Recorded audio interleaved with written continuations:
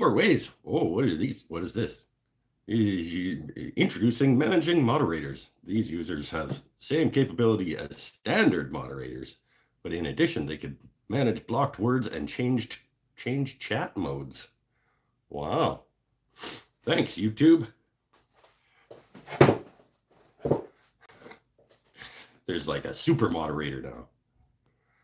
How's it going? We got Bennett. We got right hand shot.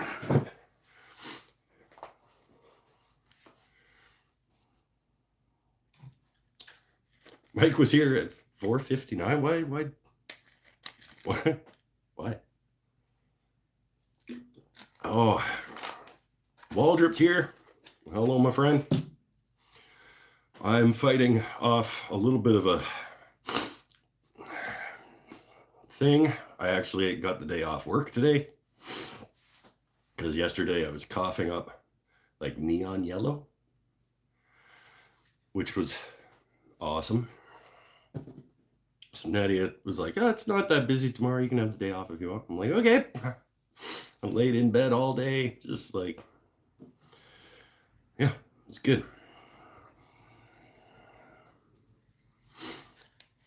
And tonight, we're actually going to do some woodworking. I got these posts. We'll wait for some people to show up, and then we'll talk about what we're doing. Got these post ends that I've had for 7 years, probably. When I first started woodworking, it was one of those, like, on Craigslist, somebody put up like a bunch of yellow cedar posts that have been in my garage or in my barn since we bought the house a decade ago, and we don't want them. And it's like, okay, I think I paid $10 each for these things, if I remember correctly. And I got maybe 6 or 8 of them. I'm down to my last 3 after slowly chipping away at them. So I want to make them into boards that I can use for stuff. It's, believe it or not, for woodworkers, it's almost Christmas. So if you do markets and stuff, start making Christmas market stuff. I'm not always good at that, but I thought, I've got these yellow cedar post ends. They're like 2 feet long, like almost 5 inches by 5 inches. They would make fantastic boxes. Everybody likes little boxes.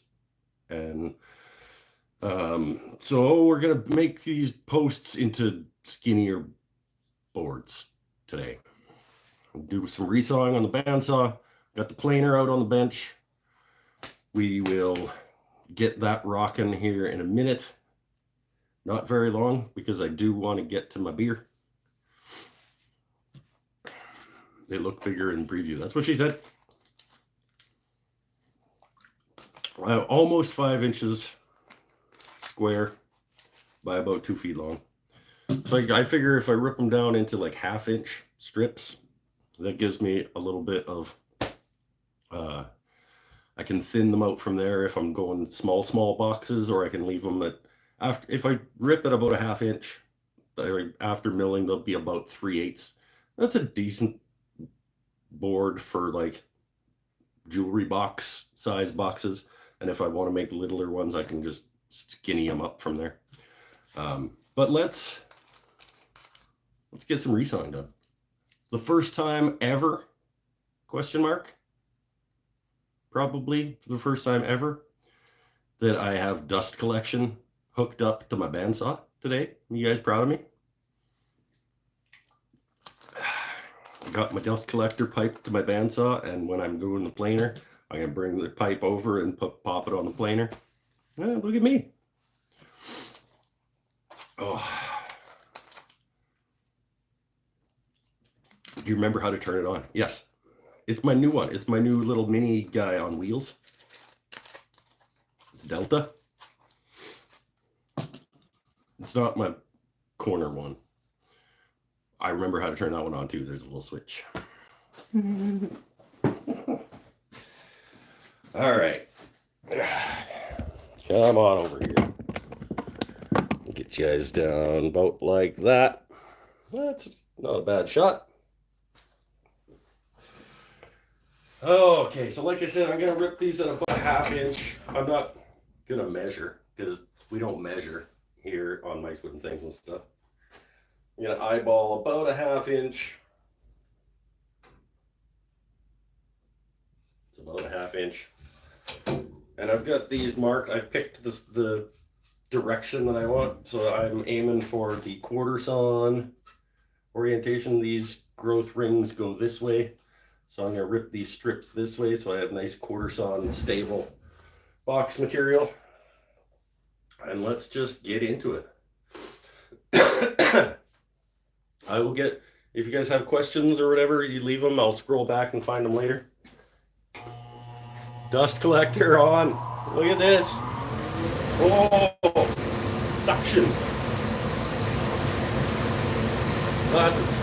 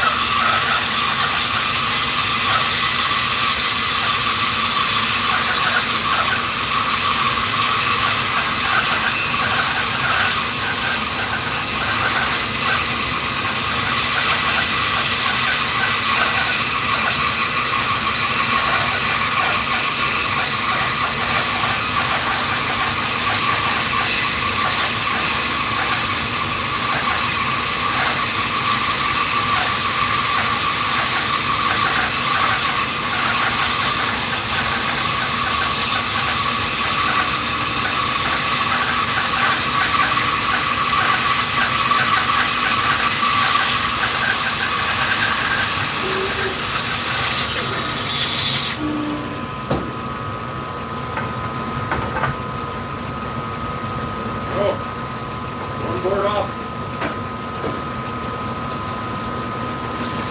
This is going to take a while.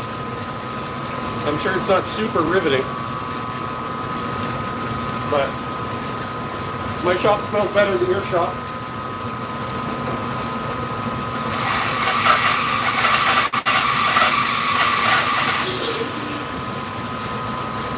Hold on. My dust collector is smoking.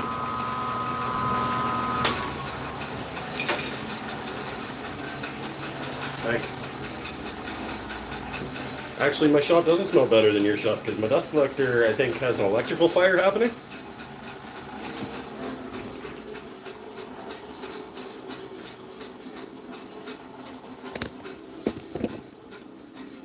This is not how I hoped this would go.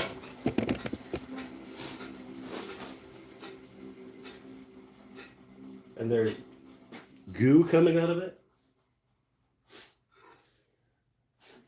Not good.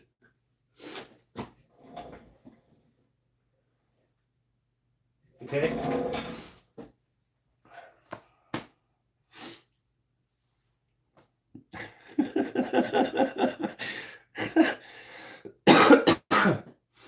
Oh, okay, opening the door.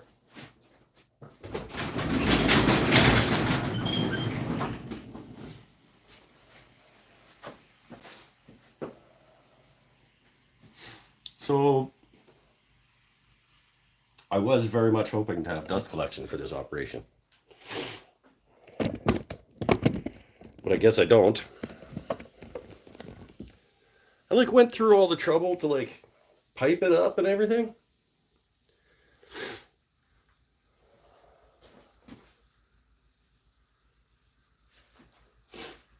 Okay, so not awesome.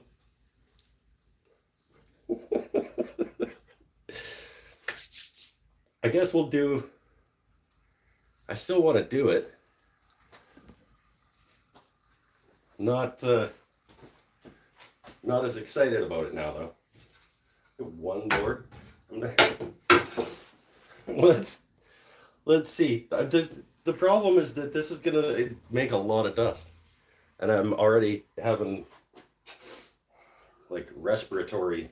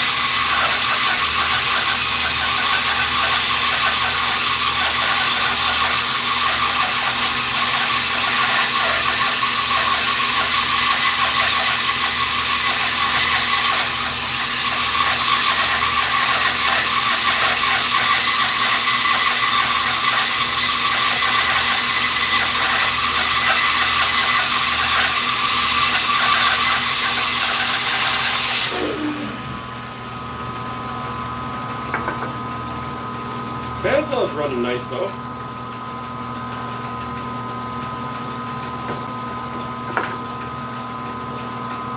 Maybe I'll do one of them. Then I don't get the planer today.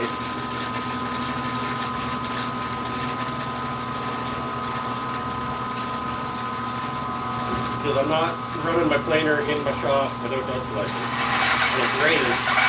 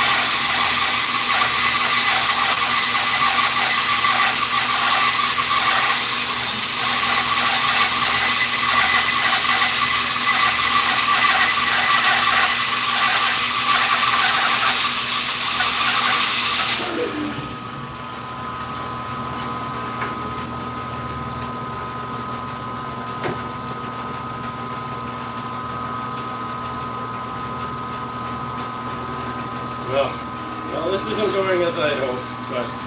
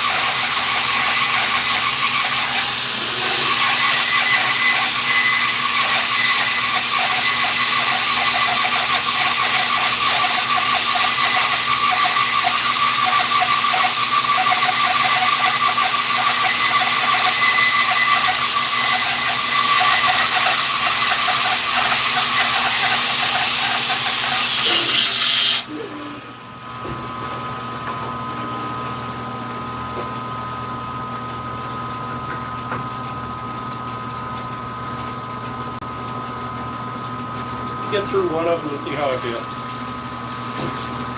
Probably also should put a fresh blade on, but you know.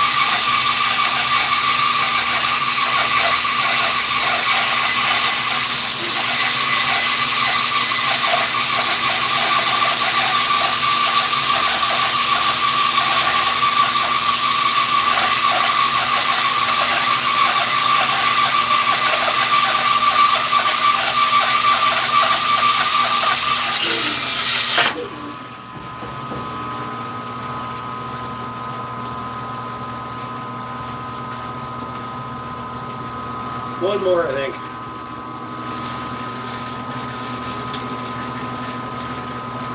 Time for a fresh blade, and I don't feel like doing that whole operation tonight.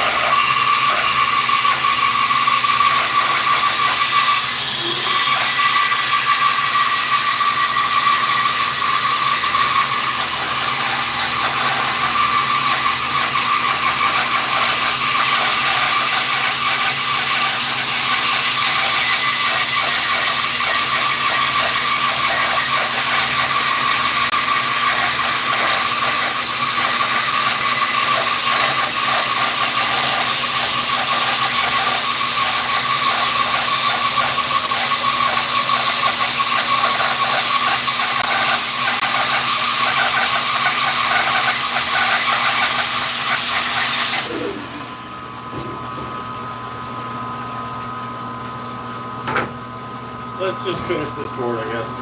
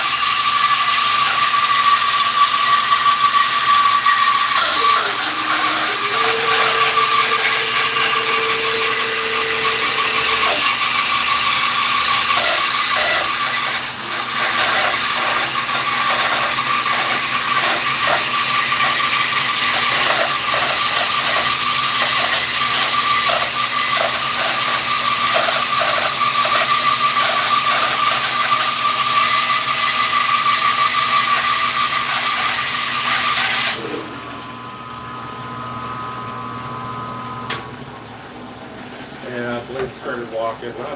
It's just time for a fresh blade.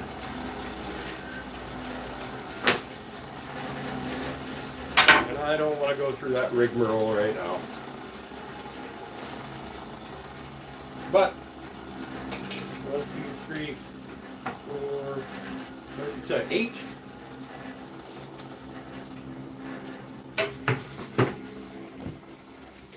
Eight boards ready to become boxes.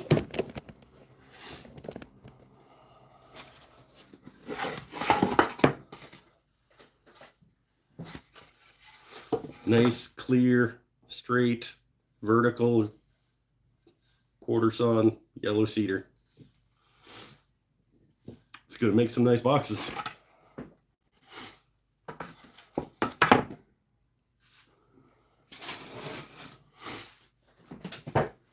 What did I miss? Oh, geez, lots. Oh, Is it very dusty around the motor? No, not really. I did sweep.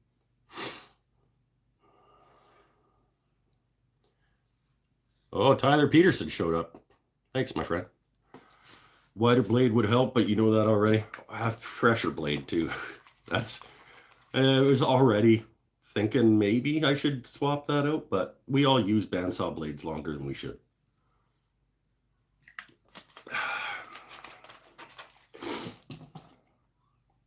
Not even loud noises. Oh yeah, right.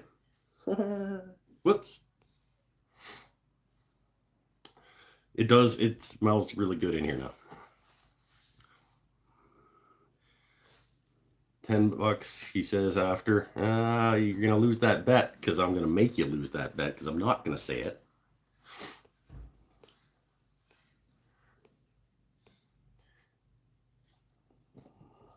Hello from Quadra. Is that Brent? Brent? That I taught last weekend? After 4 years, he finally unboxed it and it failed.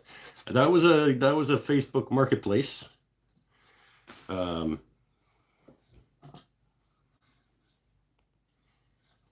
think I paid $1.20 for it, and I don't know enough about motors and electronics and things to know what's happened, but I'll take it to somebody who does and see if they can figure it out. Bandsaw honestly isn't sounding too good. It was fighting. Fresh blade would do wonders. It's not a resaw blade. It's a 1/2 inch 3 TPI Carter. And it's just fine. It's just fine. If it was fresh, it would have been going like butter.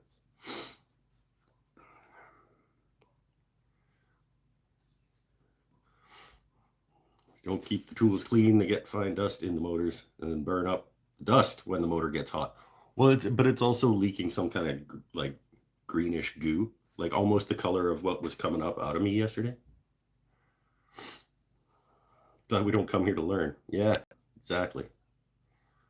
Brandon, that's him. I was helping Brandon figure out bowl gouges last weekend down at the shop. And he immediately messaged me afterwards saying, like, is that a 1216 Laguna? Because that was pretty nice. I'm thinking maybe I should. He's got a Nova Comet. And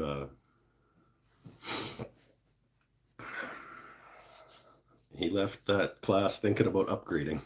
I'm glad I could get you the bug back. He was off his lathe for a while because he was getting frustrated with how his cuts were working.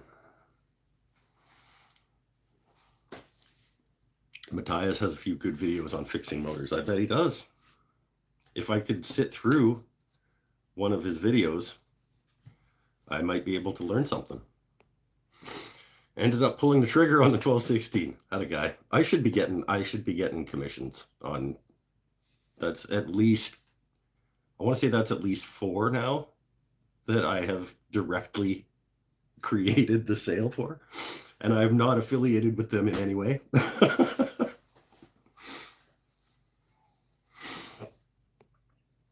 The leaking is probably from the starter capacitor. I don't know.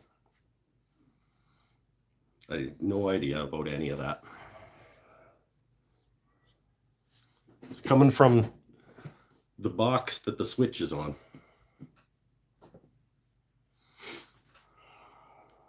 Want me to talk to my Laguna guy for you regarding a sponsorship? Yes, I do.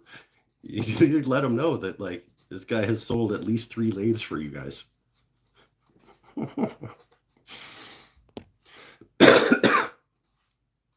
My next video that's coming out on my channel is a direct comparison, a direct, completely unfair comparison between the Rikon 70-100 and the Laguna 1216.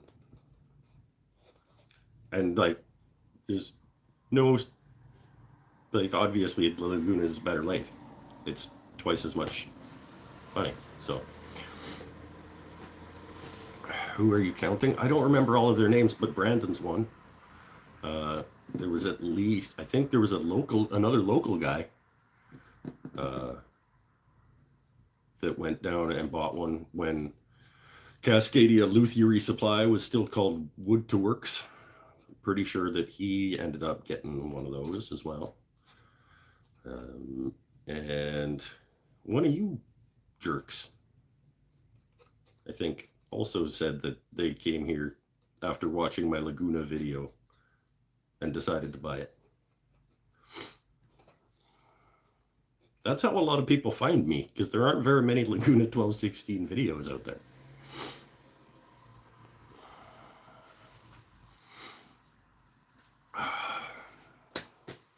I guess it's beer time. I was planning on not starting my beer this early because I was going to rock the Coca-Cola Classic for a little bit because I was going to be doing machinery. But it is what it is. Oh, by the way, speaking of Coca-Cola, hashtag not sponsored. Don't ever, I'll show you what I did by accident.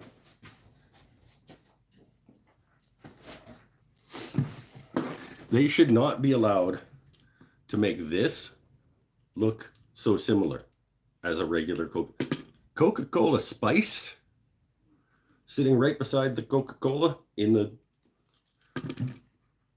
No. Do not. This is... I got that far down after, like, muscling it. I was, like, really trying. Because I was like, maybe it'll grow on me. Like the beer last week, whatever it was. Exceptional or something. Madrid, the thing that was not Madrid at all. And it was like, I tried to get it down and grow to like it a little. No. Do not do this.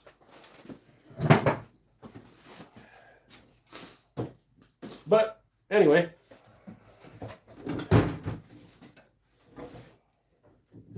yeah, that stuff does look, it does look like what was coming out of my throat yesterday. It's just like a greeny yellow goo.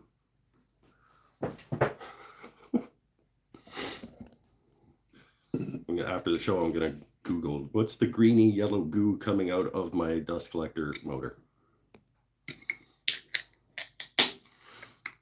That Spice Coke sucks. Yeah, it does. It's like almond and soy milk in the same cooler as my real milk. Yeah. Gotta get that Dr. Pepper. No, Dr. Pepper is too sweet. It's like sickly sweet. Pull it apart and make sure the capacitors aren't leaking. No, you're not in charge of me.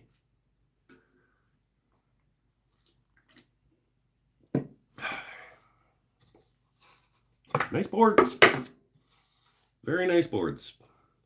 These are going to make some lovely boxes. One of the reasons that I wanted to get started, other than the fact that Christmas sneaks up on you quicker than you think, is that Nadia, yes, it's I call the shop ordered a fancy new laser last week. It is scheduled to arrive on Tuesday, and I want to make some things to put in it. much deeper capacity than the Glowforge, so I'll be able to drop these full boxes right down in. Show us the goo. I don't know. I don't know if it'll show up. Is it gonna? Yeah. I don't know if it'll focus on it for you, but it's coming out there.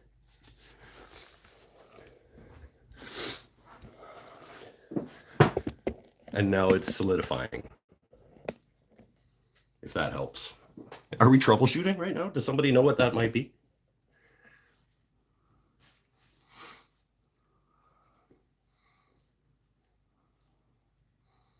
But it's a leaky cap.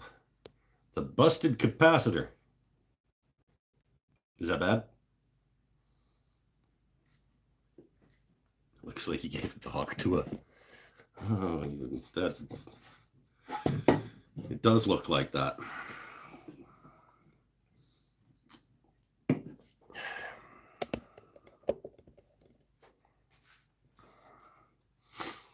That girl can go away. The last one's a little wonky, but once I thin it, it's also got a big knot in it. So 7 gooders and one that'll fire it through the planer a few more times. Brian's here. Probably has 2 capacitors, a start cap, and a running cap. If either leaks, it needs replaced. Is that bad? Like,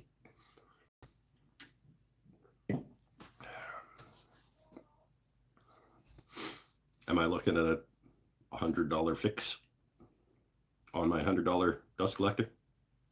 Because I sure hope not.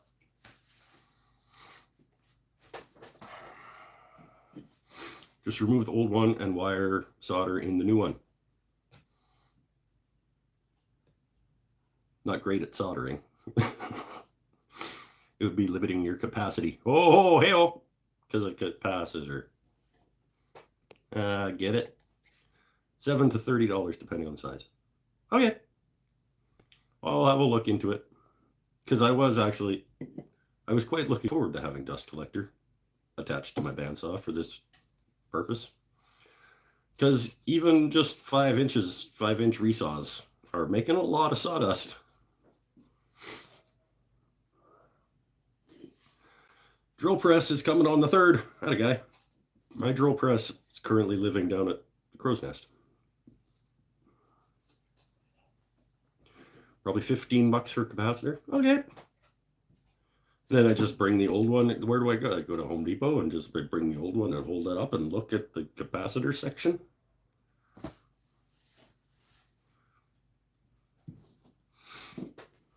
Like with pen refills where you go to Staples and you just kind of like, oh, it's this one. Mouser Electronics down in Texas has every capacitor you could ever think existed. How does that help me? If I don't know what I'm ordering, though, like, I mean, will it have a part number on it or something? We don't come here to learn.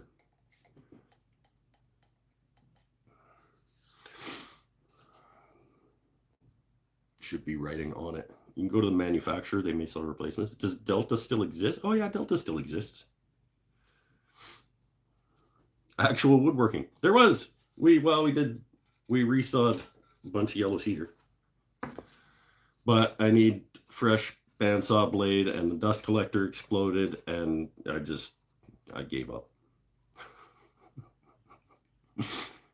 Don't you have 3 other dust collectors? I only have 1 other dust collector. Well, I have another dust collector and a shop vac. But at this point, it's mainly the blade replacement that I need to do, and I'm not gonna. I don't feel like it.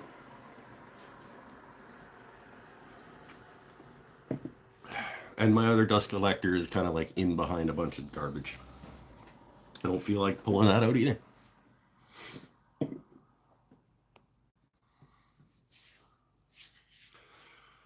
Pull out leaky cap. or get part number and do a search online. I'll figure it out, or I won't. I will, because that would have been super handy. I was in my head. I was enjoying tonight because of that dust collector. In the lead up to the show, I was like, "Ooh, tonight's gonna be fun. We're gonna actually do woodworking, and I'm gonna not have dust everywhere." Nope. Did some. Got 8 boards milled, well, resawed. Still raining-ish, so I don't want to pull the planer out to the driveway right now. It'll be the one with the green gunk oozing out of it. I assumed if I opened it up, I'd be able to tell which one was the problem.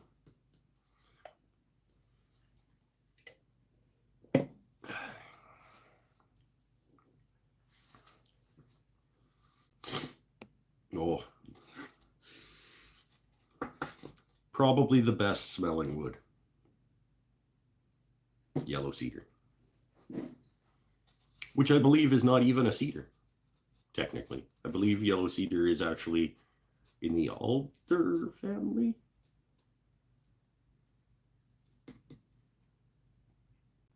Somebody fact check that. I don't think yellow cedar, I don't think red cedar is either an actual cedar. Cypress, that's what it is. Yeah.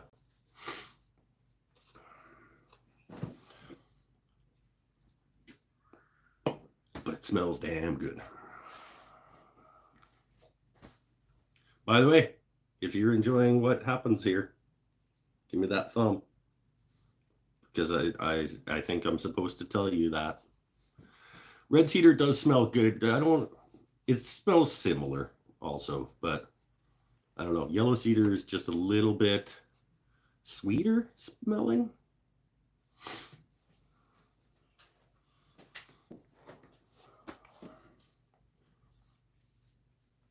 Brian, did you decide on a lathe? We haven't fleshed out that conversation. We haven't had that conversation yet. But he can decide on his own. He doesn't need my input. If he tells me how much that he wants to spend, I'll tell him what the best option is in that range. What's the US price on the 1216 right now? I think we're at about 1100 Canadian dollars. And if he's looking at spending $700,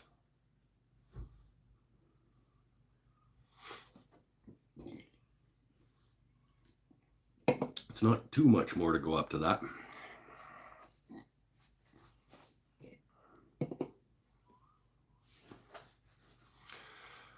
I'm working on a red cedar Strat for a lady in Tennessee. I don't think I would want a guitar made out of wood that soft. I know you make a lot of cedar body Telecasters, but to me it's just really soft. Like I put my thumbnail into the and leave a mark. $1,000 in the US. Okay, so maybe it's more than I think it is here then. Brandon, what did you pay?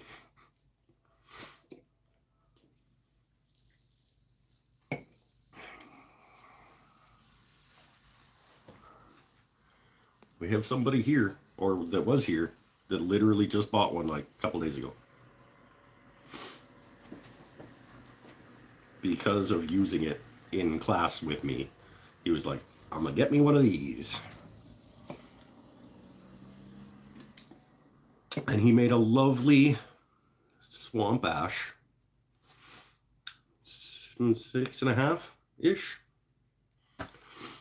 by 2 bowl. Between the knots, the sapwood, and the colors, they make beautiful guitars. Yes, I imagine they'd be attractive. And I guess like a nice hard clear coat, whatever. Heading to the movies. What are you going to go see? What's on right now that's any good? $14.99 with the stand. Oh, you got the sale one. The Cascadia, their like last one that they had, that they were selling with the stand. Good times.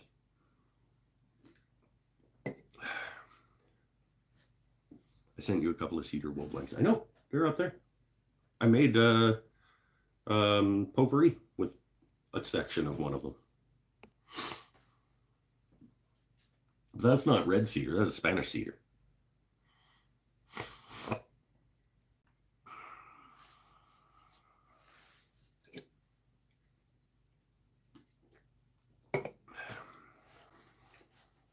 So yeah, that had that $14.99 one, I believe, had the stand and the bed extension, right?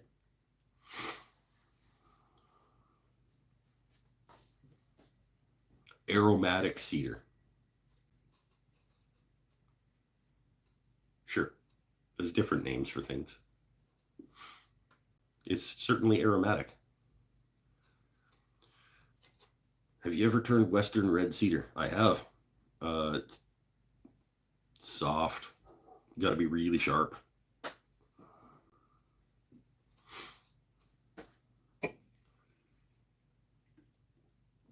Oh, Brandon, we were talking about my shrine. He's like, you ever go through the bottom? I'm like, oh yeah. There's my shrine up there. There's 4. And there's a couple others around.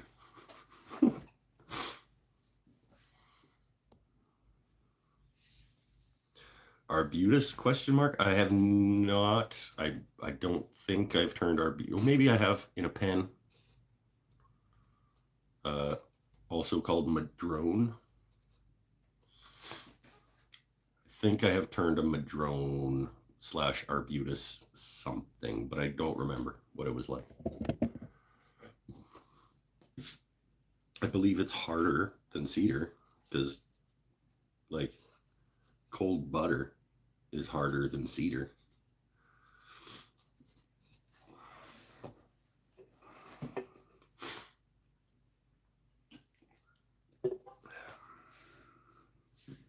It's kind of orangey, if it's the wood that I'm thinking about. It's kind of like creamy orangish red kind of tint.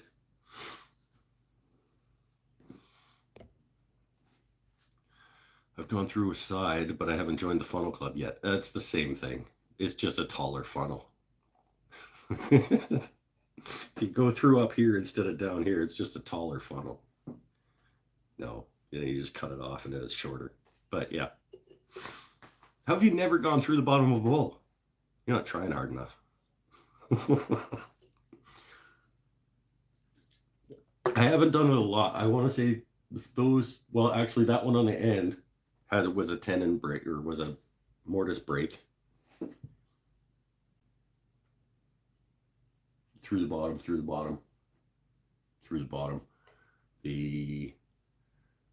What was it? The plate one. It was super dusty. Don't remember what it was called, but I was like, I'll never turn this again.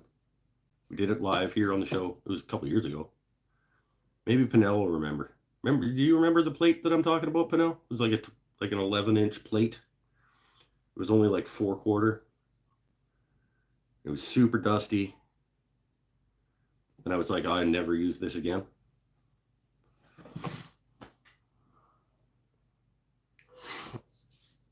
About a 10-foot by 13-inch sinker. You need a third dimension. It's only 2 dimensions. See, it's a log. Sinker cypress log to make guitars from. 13-inch across, 10-foot log. Nice.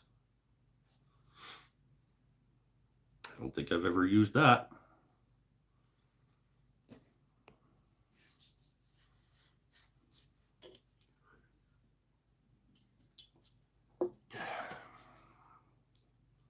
That's the stuff that they pull off the bottom of a lake, right? Is that what sinker cypress is?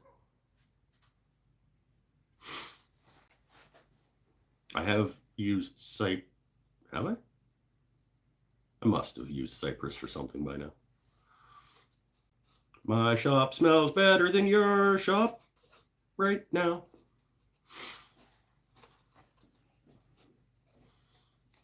This will make nice boxes. Nice, clear, straight, quarter sawn, yellow cedar. 2 feet long. There. Nope. Estimating it's been underwater for 500 years. Their what is estimating that? Beer. Oh, let's do. Mike's never had this beer before.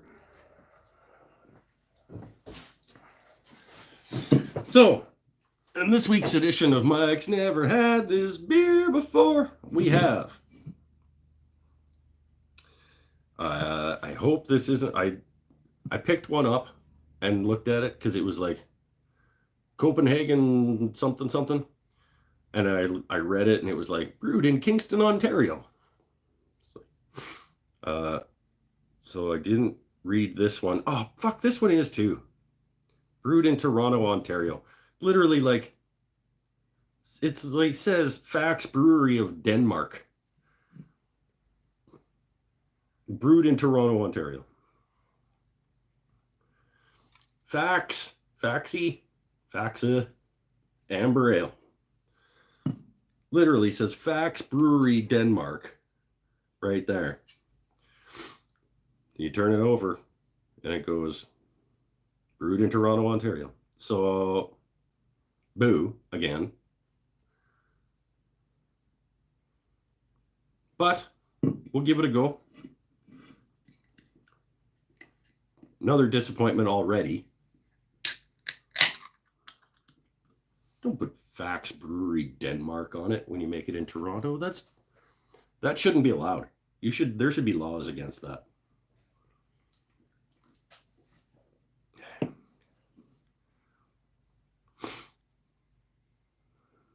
I do like an amber. This one isn't great. Has a little undertone of moldy bread. Like, you know how when you eat a sandwich and the bread is just almost moldy, but it tastes like there's no visible mold, but you can taste that it's ready to be moldy. There's a little undertone of that.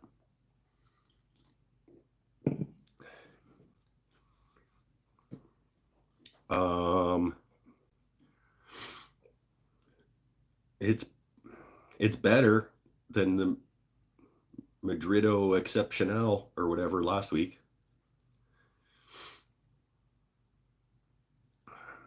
Not by much.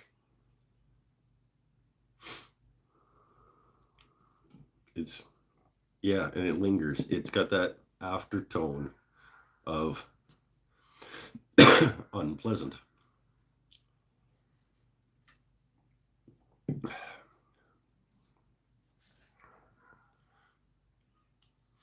Need a better chainsaw. Got a couple logs when they were taking down trees in the park last week, but the 10-inch Ryobi was struggling.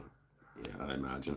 I got a 15-inch electric Oregon that hasn't gotten a lot of work done, so I don't know if it's any good. I can't necessarily recommend it. My Cedar supplier has a sawmill kiln and cuts logs up for you. Hey, sweet. Does he charge you, or does he just like for some of it? He gets to keep some and you get the rest? Or is it like a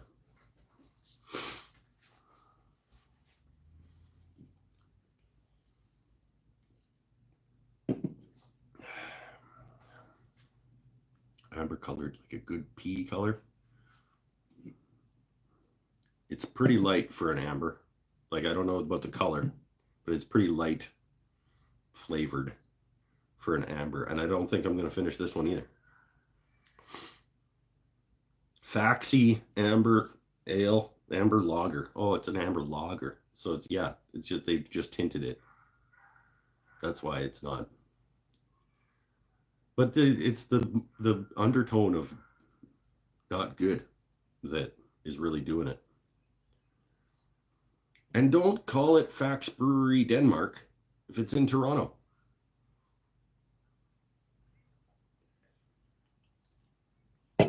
Nope.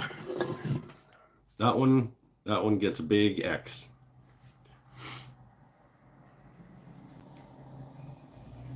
Yeah, tonight's full of disappointments. Blew up my dust collector. Didn't have a sharp enough bandsaw blade. Did a beer that tastes like gross.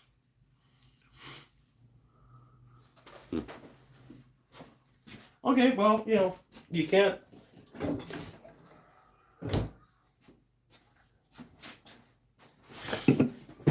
Not every day can be a winner.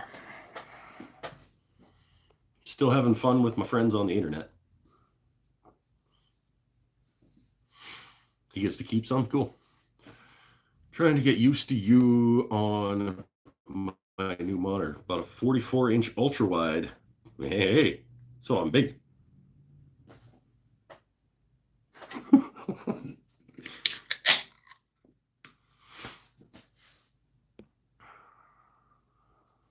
That was probably unpleasant for you. Some people watch this. Pinnell sent me a picture one time of me like on the projector big screen.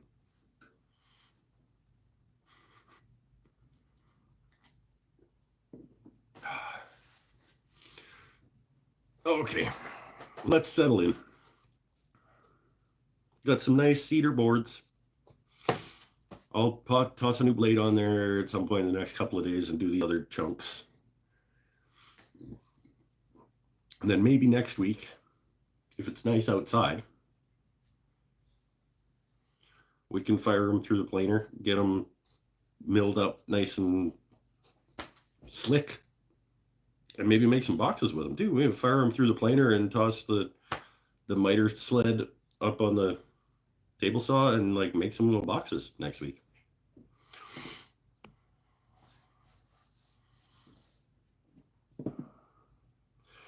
I was sharpening up an old rusty draw knife today and ended up running the tip of my finger right down the blade. I want to make fun of you, but I can't because everybody has done stupid shit like that where it's like it happens like most of the time, maybe not most of the time, but like 30% of the shows I do, I have a Veritas black Band-Aid on something. One of these usually. I mean, I might have a black Veritas Band-Aid on something right now. You guys wouldn't know. I don't.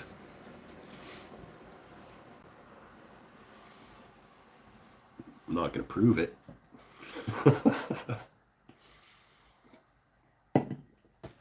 2 weeks in a row of disappointing, and I specifically picked the amber option from Faxi because I thought it would be the best one.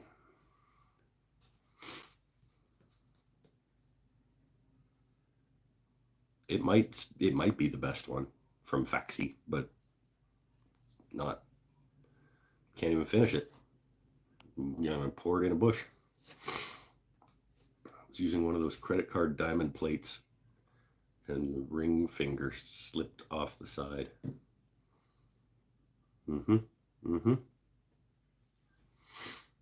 Have you ever used the ones with the handle, the diamond file sharpeners that actually like they have a handle and you, as opposed to the credit card ones?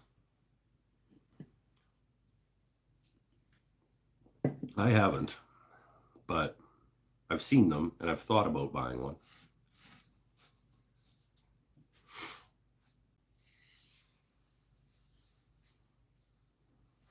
Fancy Brandon over there on Quadra is rocking like a Tormek T8, I think, Brandon.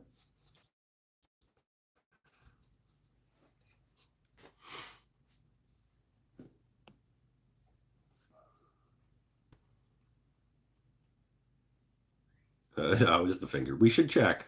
Was it stitches and stuff? Or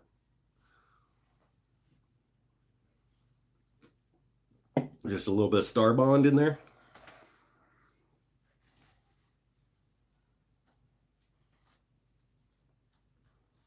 I'm digging the look of this cedar. Nice close grain. These, I believe, were the top of fence posts that this farm had installed, and then they just lopped 2 feet off the top of them and threw them in the barn. And they're bone dry because they were in that barn for like 10 years before I got them. And then I've had them for 7. Nice wood. Yep, the T8. Okay. Towel and shop tape. Okay, there you go. You squidge a little star bond in there. Right, just to let you know, I swore off Stumpy Nubs today. At a guy. He was talking about a finish made by a Canadian that fully cures in 2 minutes and is natural, but $159 per quart. And how much of that $159 does he get for talking about it? That's the problem. It's like Rob Cosman. like Rob Cosman talking about how awesome Wood River tools are.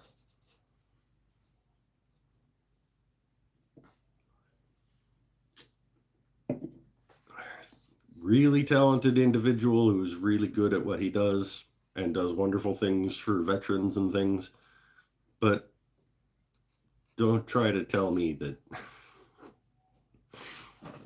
Like when I tell people about the Laguna, but now if you get me a sponsorship from Laguna, then I'm going to be that guy. But at least I have a history of not doing that, I guess. I don't know. And I'm not going to be like pumping it down your throat. I'm tired of guys who live off sponsorships and free tools trying to tell me how to do woodworking. Fair enough. Paul's had enough. Gauze and taped now. Probably going Monday for tetanus booster. I don't think have I ever had a tetanus shot? I'd have to ask my mom. I've certainly not had a tetanus shot in the last 25 years that I remember. You supposed to get those updated? Is that like your serving it right license to serve alcohol? You got to get a new one every so often? But I knew you when you only had a Starbond glue sponsorship. It's true. And it's not even the sponsorship, really. So I think in total, my relationship with Starbond glue has paid me $70 over 3 years. But also free glue. I haven't bought a bottle of cyanoacrylate glue in that length of time. So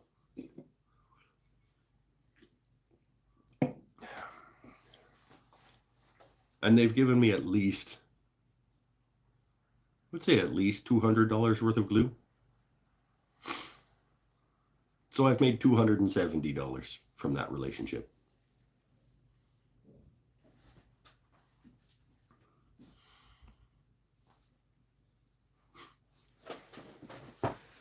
So I got that going for me. I'm gonna smoke a rat over here off to the side, so YouTube doesn't get mad at me. Tetanus booster is every 10 years for adults. Oh geez. Guess maybe I should do that. Whoops. Maybe I got one when I touched my bandsaw blade. Do you think that was one of the things that? No, that was just anesthetic. I think that they were squirting in me when that happened. If it's been more than 5 and you get cut by rusty metal, they give you another booster. Only if you go to the hospital. Okay, mental note. Mental note, go get a tetanus shot. Because I'm around metal that's sharp, or relatively sharp, and often moving. So I should probably do that. Whoops.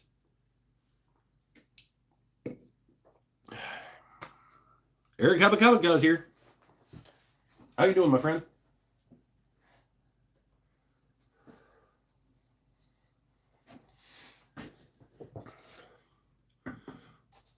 Did a bunch of milling. Nice quarter sawn, tight vertical grain, clear yellow cedar that I'm gonna make a bunch of boxes out of. Probably. Or like serving trays. Or whatever. I've left myself options by cutting it at about a 1/2 inch. I feel like I've left myself options for what to make out of this stuff.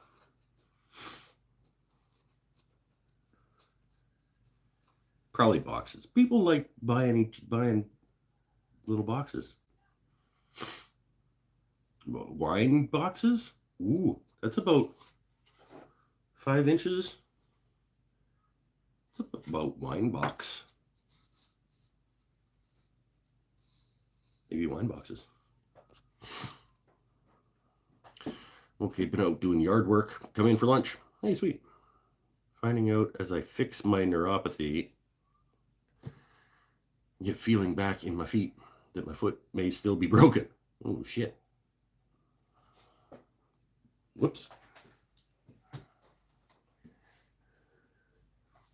I still have, do you guys remember about a year ago when I was rocking the wrist brace for a while? I still feel like there's something messed up in there. Once in a while, I'll just start to get a little bit of a, like something isn't quite right in there.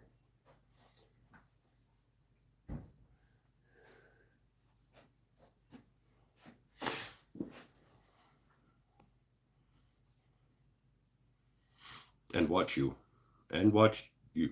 What? Oh, continuation from previous comment. Come in for lunch and watch me. What are you having for lunch?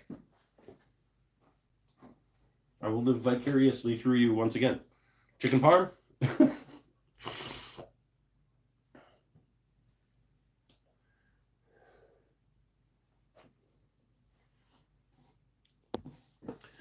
Oh, hey, by the way, if you have never, next time, well, sometime when you're making a chicken burger, have it on a bagel. I thought we had burger buns, or no, what was it? I was at the store and they were out of burger buns. So I was like, I got everything bagels, and I put my chicken burger on an everything bagel. Damn. I might not go back.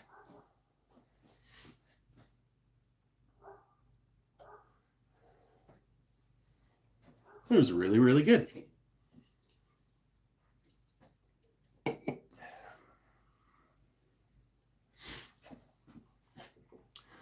Called the guy that did my knee replacement, waiting for an appointment.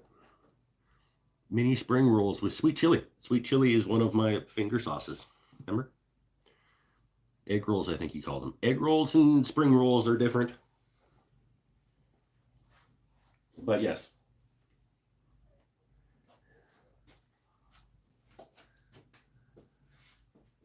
For me, I don't know if this is definition, but for me, an egg roll is a battered and deep fried mess of sprouts and things, whereas a spring roll is a wrapped deep fried.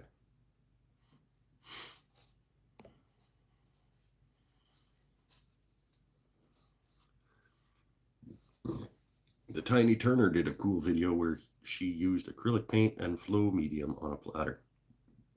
Yeah, painted it around the center and spun the lathe. I've thought about doing that a few times. You just like rig up some like cardboard for it to splatter out onto. I've absolutely considered doing that a few times. I think that'd be fun.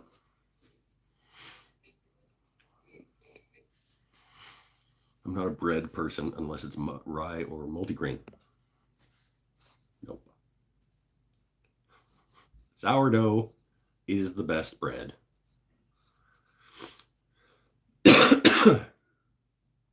Bread should not have seeds in it, or like, everybody can like what they like, but don't try to give me bread with seeds and shit in it, or chunks. It's like, bread should be homogenous. No, not necessarily. It's got cheese in it. It's good too, but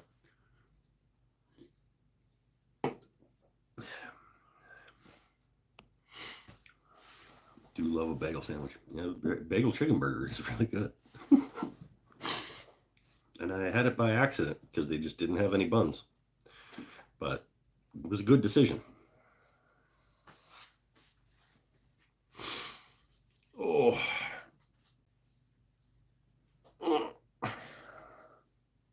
Japanese bread, hands down. What? I don't think I've ever had. What's the difference? What do they do in Japan that makes it Japanese? Or is just any bread that was made in Japan? I guess technically any bread that's made in Japan is Japanese bread. But like, what's a Japanese bread?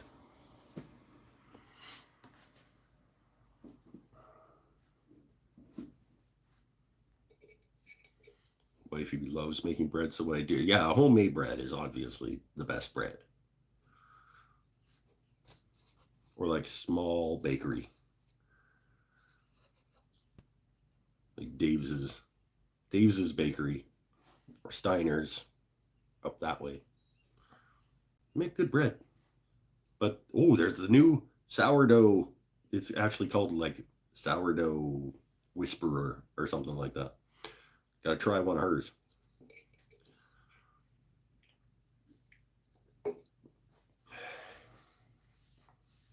It's probably $15 a loaf or something, but might be worth it. I don't know. We'll get some bagels. There you go. Get some bagels. Nice chicken parm on an onion bagel. Damn. There we go. They make a real milky. Oh, I gotta change, just in case. An hour and 8 minutes in, it took me to remember to change it to all chat. Real milky soft bread, thick cut, super soft. Okay, cool. That sounds delicious.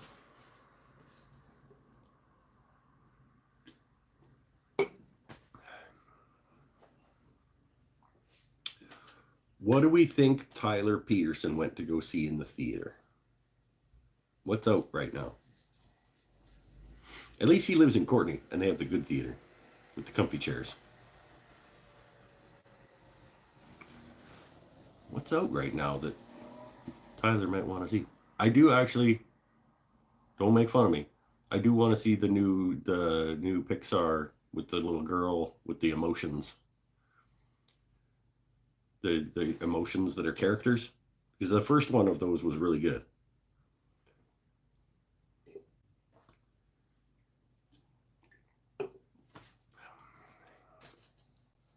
What's it called? Inside Out. Is that right? I mean, I'm not going to go pay theater money to see it, but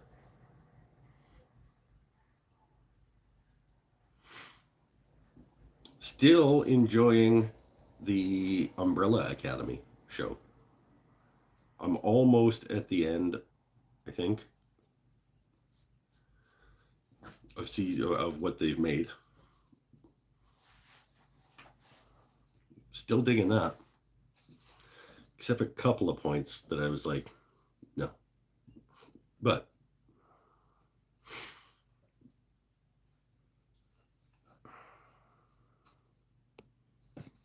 like, Umbrella Academy wrecked a song for me that The Dancing in the Moonlight. Good. It's a good song.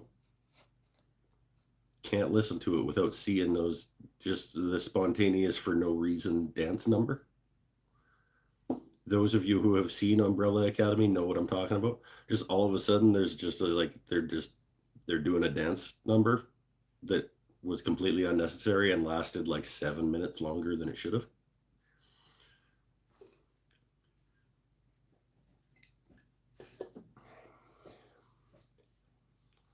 Took wife, daughter to see Hamilton about 2 months ago. They were proud of those tickets. It was a great show. They were proud of those tickets. Is that a euphemism for like it was damn expensive?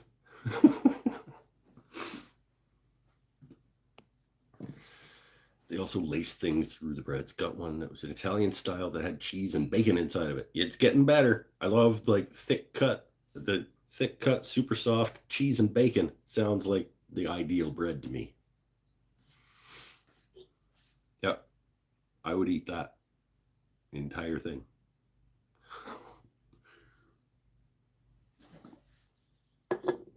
Yeah, damn expensive. Okay, yeah, not just expensive, but damn expensive. Beer.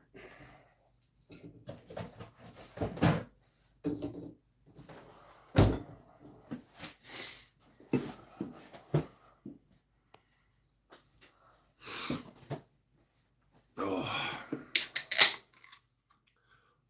Yeah, I'm a little disappointed that I was gonna get some actual woodworking done tonight. I did, I guess. Maybe tomorrow, swap out for a new blade, and maybe when I swap out for a new blade, I'll do my Carter bandsaw blade review video. Now that I've had some time with them.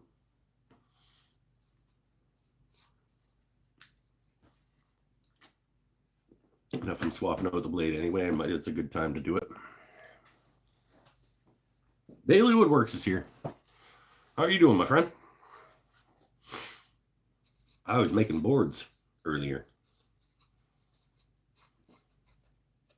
I was making boards out of boards.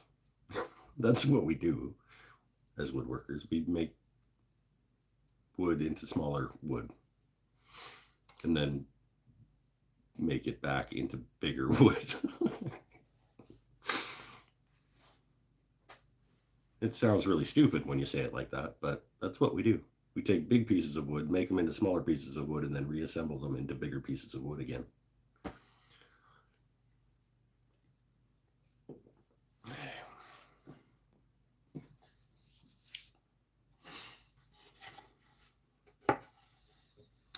My shop smells better than yours.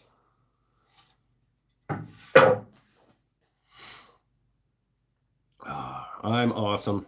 That's good to hear. Weather is beautiful, days are long, and I'm on vacation next week.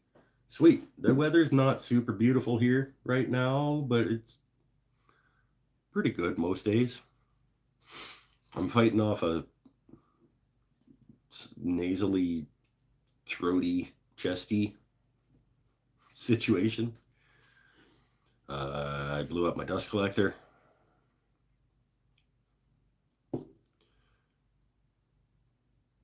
Got to replace my bandsaw blade. Cut down on the amount of work I could get done tonight. I had a gross beer. I'm happy that things are awesome for you, though. Thinking of getting the Carter blade guides from 18BX. But I didn't like the set I installed on the 14BX. So I went back to the Laguna porcelain ones. I've heard you either love or hate the Laguna guides. Like the porcelain as opposed to the bearing style. I love the bearing system on the Rikon. It's probably my favorite feature of the Rikon is the quick adjustment on the bearing guides, the ease by which you can move them around.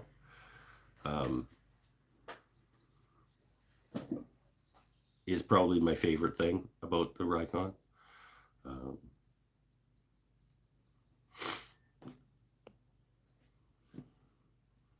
$400 to try something that you're not sure that you're going to want to use. It's a tough sell. Especially if you already tried the ones for the previous bandsaw and didn't like them. I don't think I could make that decision. I don't think I would buy them for the other saw if I didn't like the ones on the first saw. We've been having a very early summer. Like a full month ahead. Hey, sweet. Pool is beautiful and warm, not too much rain, but enough. Yeah, beauty. Oh, what did you think of the 14BX? Yeah, Paul. Bandsaws, question mark? Yep, that's what we're talking about. Loved my 14BX. The brake was great, just needed a bigger saw. Yep.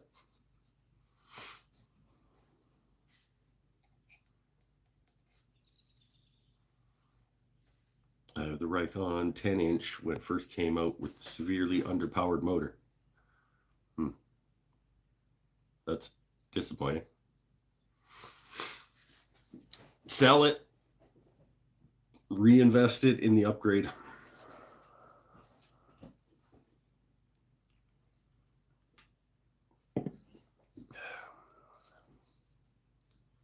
Speaking of investing in upgrades, my boy Mikey B sent me a link to a Supermax 1938 on Marketplace. And it was a good price. It was a fair used price. It was a decent price on it. But it wasn't good enough to make the trip down to Victoria to buy it. It's also bigger than I need.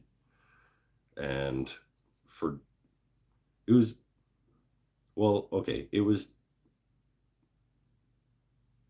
$1,900, I think. $1,800. And so for about $200 more and not a $200 trip to Victoria and back, I could get a new, fully warranted, first owner 1632, which is already probably more than I need. I don't need the 1836. Even if it would be about the same price, but it would be used. And I think I'd go with the new for just a little bit more, slightly smaller. I cannot get my bandsaw to cut straight, especially with a thin blade. Adjust the bearing guides and even move the guide just above the wood and it still travels. I do have cheap blades. It could be the cheap blades. It's probably more likely, well, it's a combination of things. Cheap blades, maybe, but the most important aspect of setting up a bandsaw is the thrust bearing that sits behind the blade. So the side ones that pinch in from the sides and keep it from, you would think those are the most important ones. Those are not the most important ones. The important ones for setup are the thrust bearings that sit right behind the blade. And those should be as close to the blade as you can get them, and exactly the same distance from the blade on the top one and the bottom one.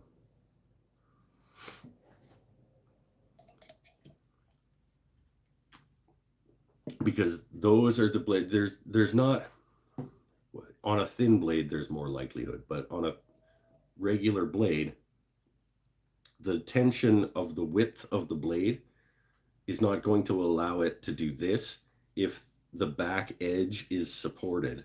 As soon as the wood touches it, it should be contacting those thrust bearings, and they need to be exactly the same distance away from the back of the blade so that they're touching the same amount top and bottom.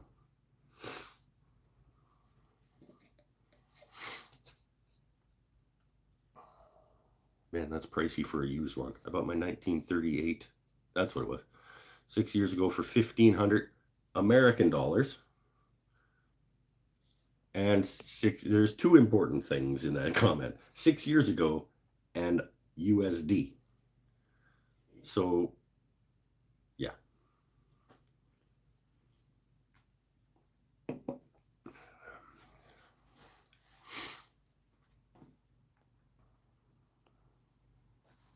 What's a new one now?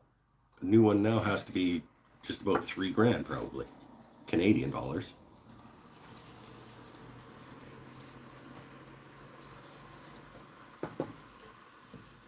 So 1,800 on a used one. Pretty okay. But for $200 more, and like I said, not a $200 drive, I get the 1632.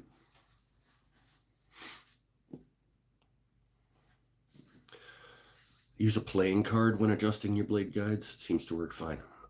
Yeah, you can put a playing card or some kind of really little spacer in, but basically, like you hand turn the wheel and you adjust it until it just touches as it's spinning, and then you just back it off, just a little titch, so that as soon as you're putting wood into it, it starts to ride on that thrust bearing.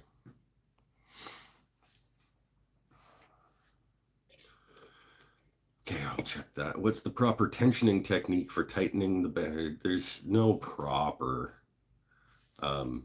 If your bandsaw doesn't have one of those gauges on it that tells you the tension, those are not super reliable, but they're a good guideline. But a side push, ideally on the back side of the blade, where it runs like either inside the cabinet or whatever, so that there's no restriction from guides and stuff like that. You should be able to push the blade about a 1/4 inch without much work. So like you shouldn't have to really push on it to get it to move a 1/4 inch. It's like a feel thing. But yeah, if you can move it a 1/4 inch without like, it's probably somewhere in there. But you just gain a feel for it after a while, for how much.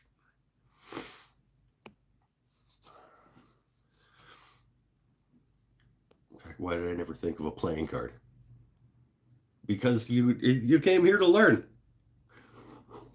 Don't come here to learn. 1938 is 1,800 at Worth Machinery Tools. 8.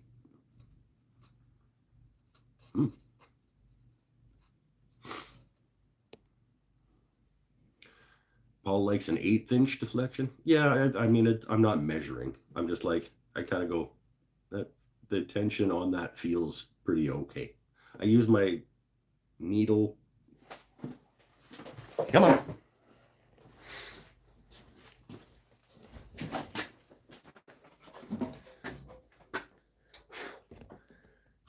In here, I've got a little needle guide dealy for tensioning. Right now, I've got a 1/2 inch blade on there, and it's riding on the 3/8 inch blade setting. So I kind of just have found that that's about where that needle lives based on the tension that I want on a 1/2 inch bandsaw blade. But it's a little side push, and you go like, oh, that feels a little tight, and you loosen it off. Maybe your blade is too tight also. I think it's your thrust bearings probably is why things are, and dull blade. Tonight I was starting to get wander. You can see there's a little bit of on the end. This was the last one that I cut. I was already thinking like, you need to swap this blade out. But that dull blade, which can mean like if your cheap blades come brand new and they're not sharp because they're cheap.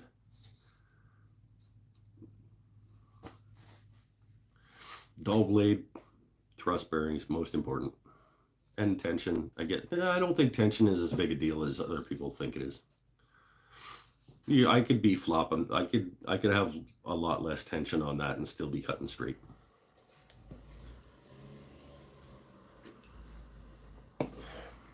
If it was sharp and my thrust bearings were in a good place. Mike's Wooden Things and Stuff, sponsored by Waldrop Guitars. Sometimes. Yep.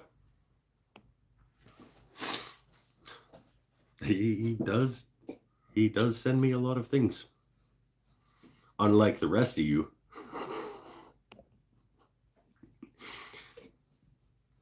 The $3,000 model has both the brush and drum head.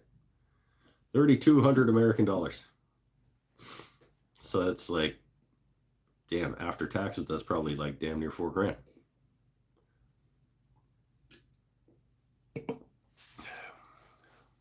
Nope.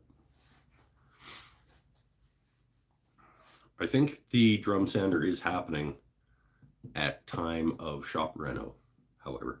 I think it is the next thing that's coming in.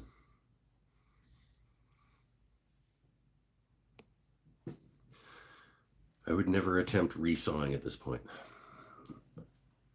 I am going to go adjust right now. I'll keep talking. I will turn up the volume. Okay. You let me know. I mean, I'm excited to hear how things end up working. Fresh blade, tight thrust bearing. You know what I'm saying. Thrust bearings, really, really close to the back of the blade. Gullets of the blade, so not the teeth, not the middle of the band, the bottom of the gullets of the blade, centered on the wheel.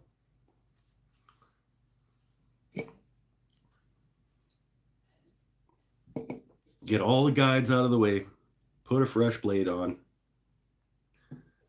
get it riding so that the gullets are in the center, the bottom of the gullets of the teeth are in the center of the wheel.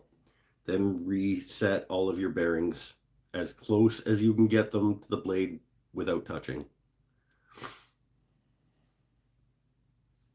And you're good.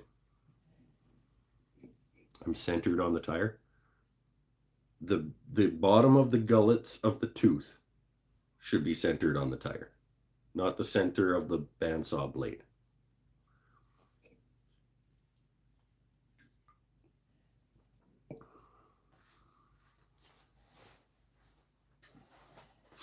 Yeah, okay.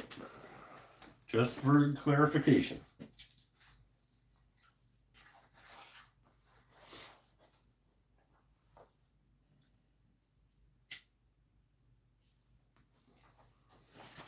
I mean, everybody sets up their bandsaw probably a little bit differently, but that's how I do it, and I have good results, and I'm happy with my bandsaw setup. I actually had a couple of local woodworkers over here a couple years ago, and did sort of a lesson on how I set up my bandsaw. And I put a fresh blade on. I went through the whole process with them. And then I put a piece of, maybe 5-inch white oak. And I sliced 1/16, dead consistent down about 2 feet on a resaw. So I know that what I do to set up my bandsaw works. Bailey Woodworks. Matthias has some great videos on bandsaw. God, Paul, do you wonder why you don't have any friends? Or have you just...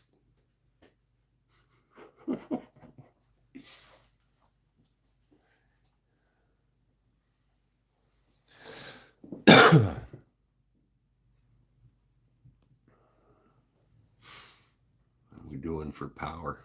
I was fully charged. So I'm 72. We could go for a while tonight. Oh.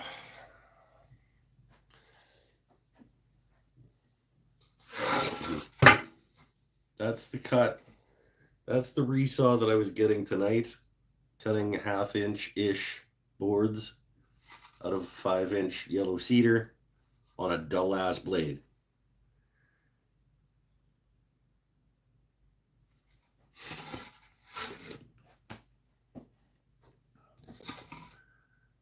It's pretty consistent, and that's the last one. No, that's the second last one.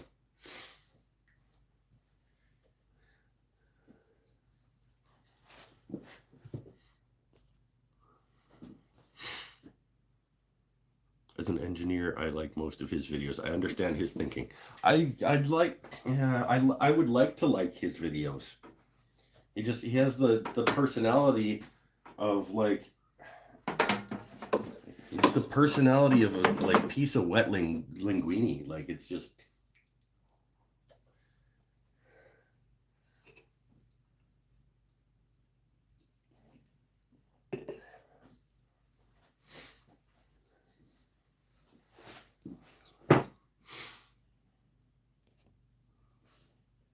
It's oh,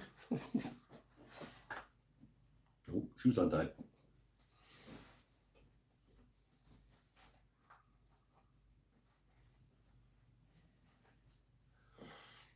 Here.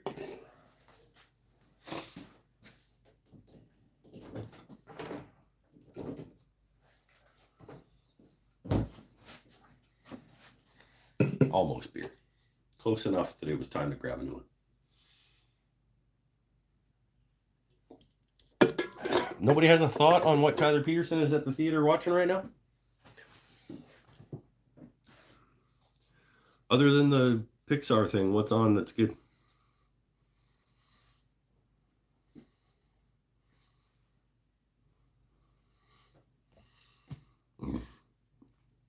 I'm just glad I was a brain and a jock. So I was too. I did the same thing. I was a geeky, nerdy jock.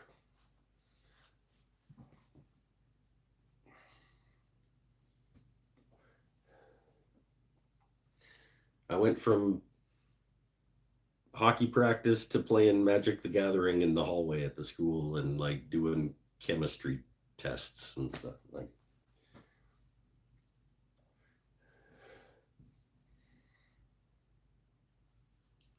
I was a theater geek for a bit. I did like set work for the theater in high school, and I was in band. I was a band geek too.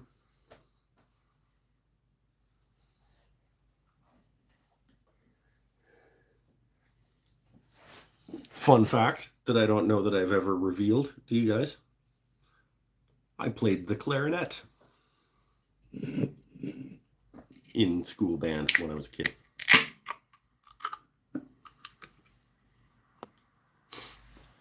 Are you sure he's in a family-friendly theater? I don't think they have a not family-friendly theater in Courtney.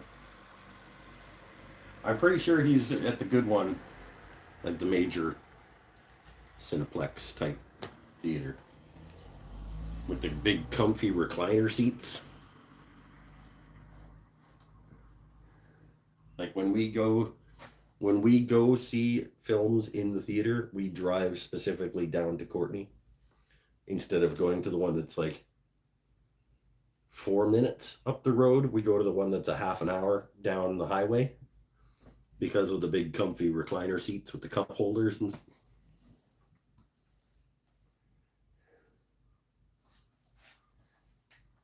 so I'm pretty sure he's at that one.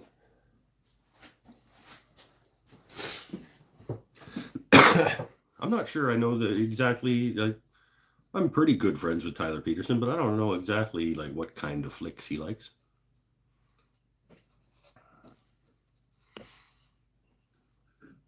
I don't know if he's an action movie guy or a comedy guy or.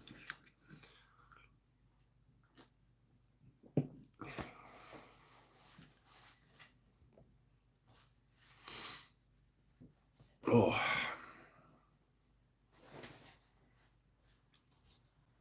Boxes, I think. Little boxes for the new laser at work.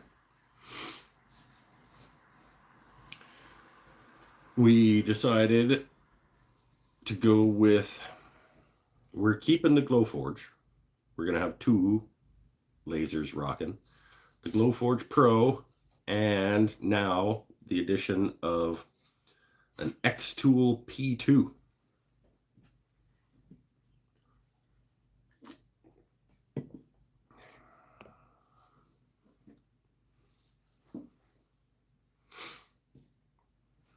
They're closing all of our big comfy theaters here, the ones that have tables and waiters. What?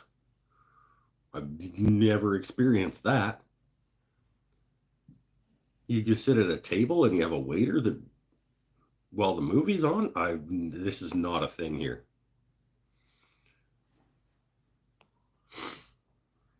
Deadpool Wolverine. Is that out yet? No. Heck, that's not out yet, is it?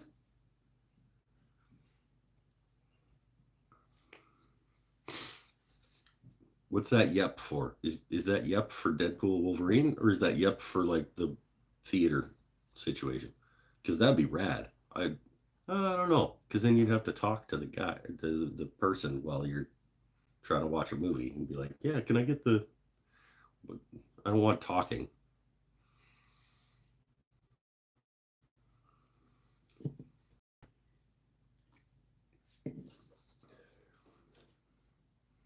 I do dig the electric recliner seats down in Courtney, though. Alamo Theaters in Dallas area. Next time I'm in Dallas.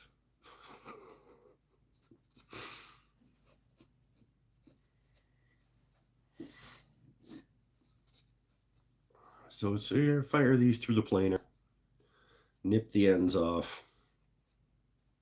So you got 20-inch boards. Do boxes at 12 by, once it's cleaned up, let's say 4 inches tall. So a nice dimension there would be sort of a 12 by 6. Probably about the same as the jewelry boxes. Make a bunch of that size boxes out of this yellow cedar.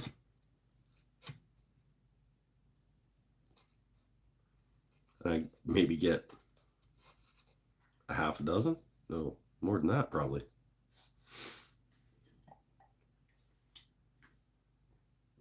Yellow cedar and red oak ply, top and bottom. Maybe a fabric bottom. Maybe they just make a ton more of those jewelry boxes that might be filmed.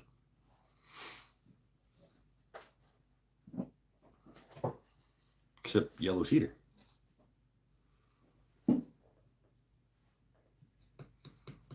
Don't know if that's Christmas market table type stuff. People aren't looking to drop 200 at a Christmas market table.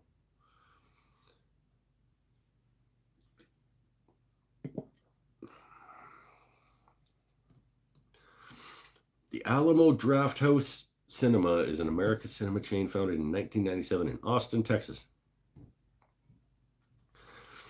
It's famous for serving dinner and drinks during the movie and maintain proper cinema going etiquette. Okay, well, all right.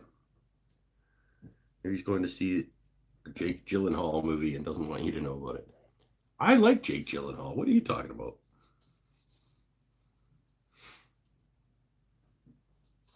I would not be ashamed to be going to see a Jake Gyllenhaal. He's good. I did Roadhouse. No, but I mean he was Donnie Darko, yo.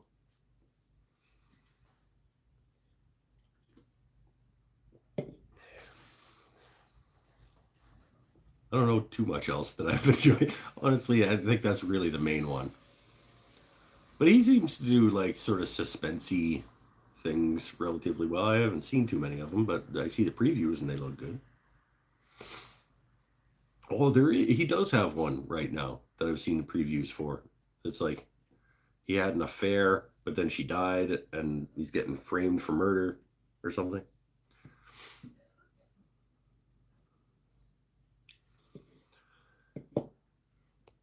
The previews look good.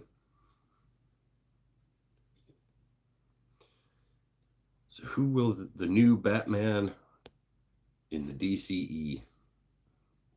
Who will be the new Batman? I don't know. maybe Jake Gyllenhaal.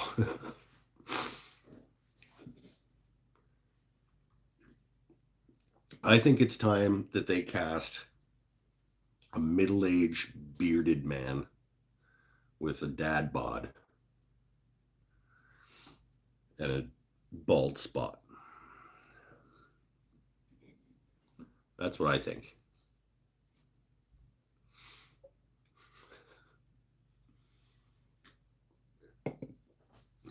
It's about time for that guy to get Batman.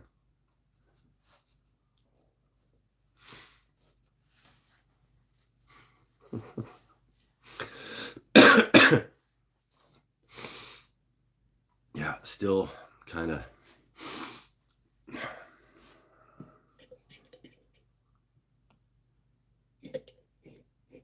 Pretty sure if I hucked wood right now, it would still be yellow goo. It would be like what came out of my dust collector box.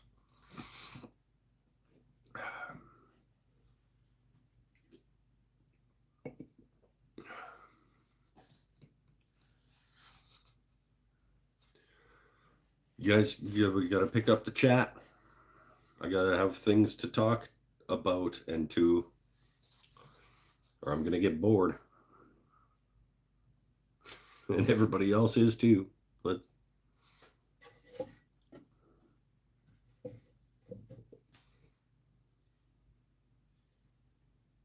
I mean, I guess I could just shut down, but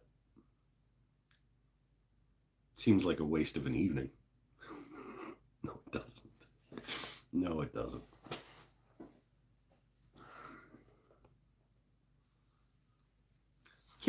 Can't just do an hour 40. We're hanging out. Is anybody else having bevies? And if so, what's your bevy tonight? Here, Eric Habakabaka is like on lunch break. He's probably.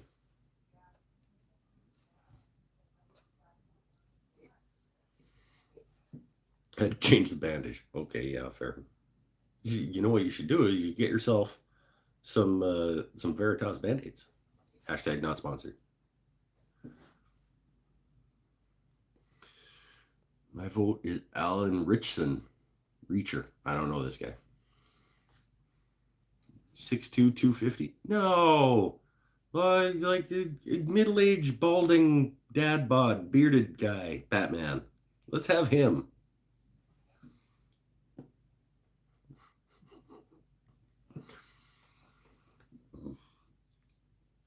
Big red cola tonight.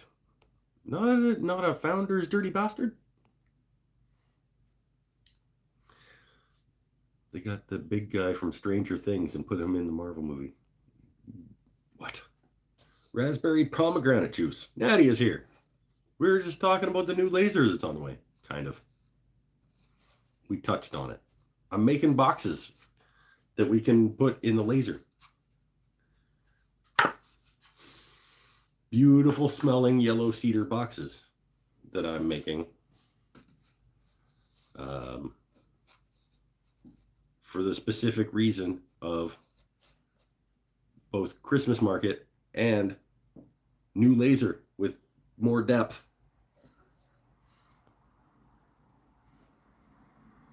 Oh, as Batman, I didn't hear that part. Pay attention. Buffalo Trace and Pepsi. Is it Buffalo Trace? That's a bourbon? Sounds like a bourbon. Michael Keaton. There we go. Let's get Michael Keaton back. You're ignoring my birthday present. I'm not ignoring it.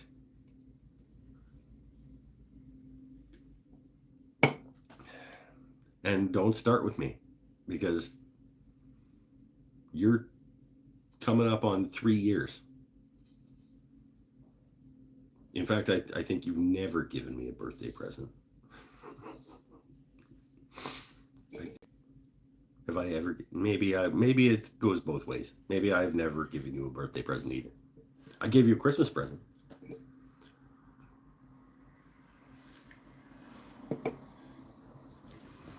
And I would have given you a Christmas present even if I didn't draw your name. as the Secret Santa. Not even a full year. It more than a full year. It was 2 birthdays ago that you were like, "I'm working on your birthday present." Brought me a cake. No, you brought me the leftover cake from somebody else's birthday. That's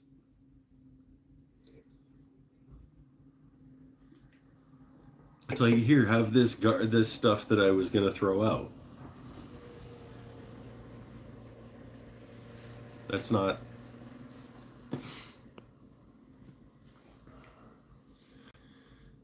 It's good everyday bourbon. That a guy. You gave me a Christmas present because you had to. No, I didn't. I said that you would have probably got exactly that Christmas present, even if I didn't draw your name.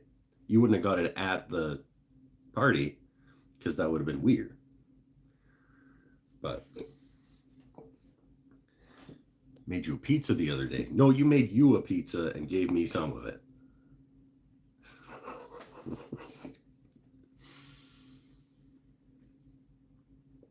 Oh, it was good though.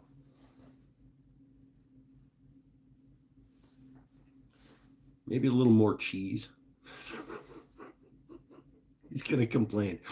Listen to he's gonna nitpick about the free pizza that his boss made him at work the other day. Yeah, could have used a little. It was good. It was a good pizza.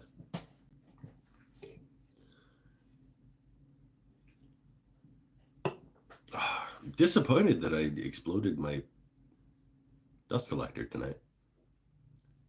After like going through all the hassle of pulling out the flex hose and getting it attached and all.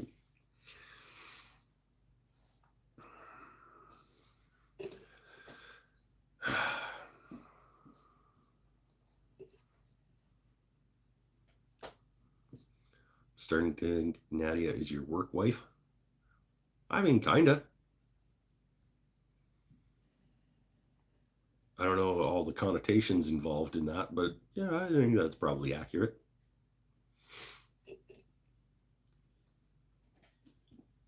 And I would be work husband because I have to reach the things. I have to be the tall that reaches the things and the strong that opens the things. And yeah, Jason work actual husband would be work husband. But sometimes I do serve that purpose when he's not around. And even sometimes when he is around, I have to go and be a tall somewhere.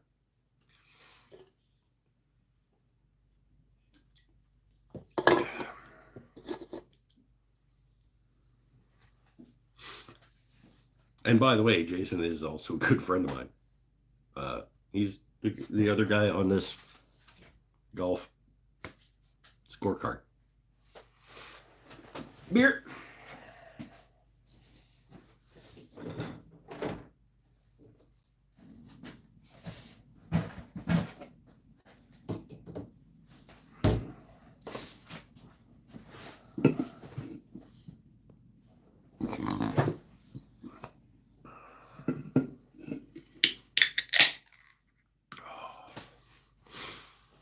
My shop smells better than your shop. Now that the smoke from the dust collector explosion has cleared.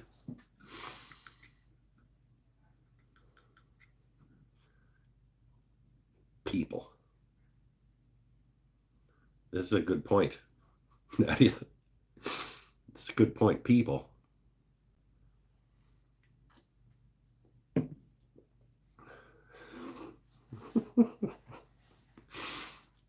Did you hit enter too early? Was that going to be the start of a sentence?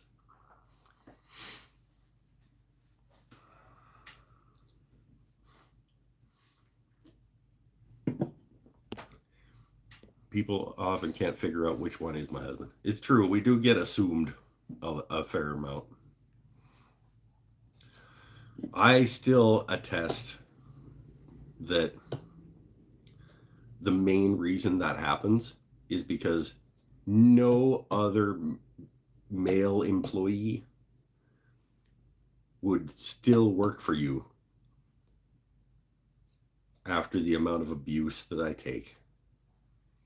People see how you treat me and they're like, he must be husband. Because nobody would keep working here and be treated like that.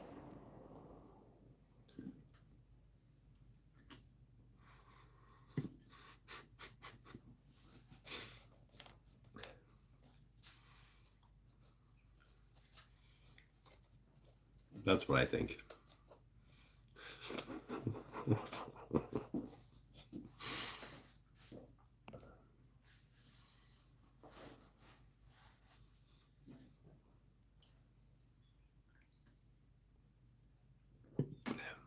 And also, Jason's not like as a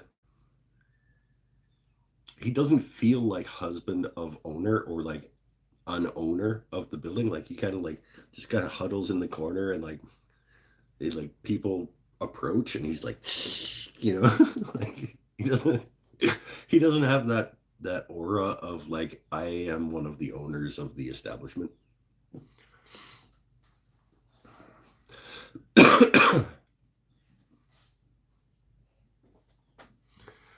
Wonder why you stick around. I just don't have anything else to do. It's cake and pizza. Yeah, leftover cake from other people's birthday parties, and and and pizza, and sometimes leftover Domino's and Little Caesars from like small children's birthday parties on Saturdays.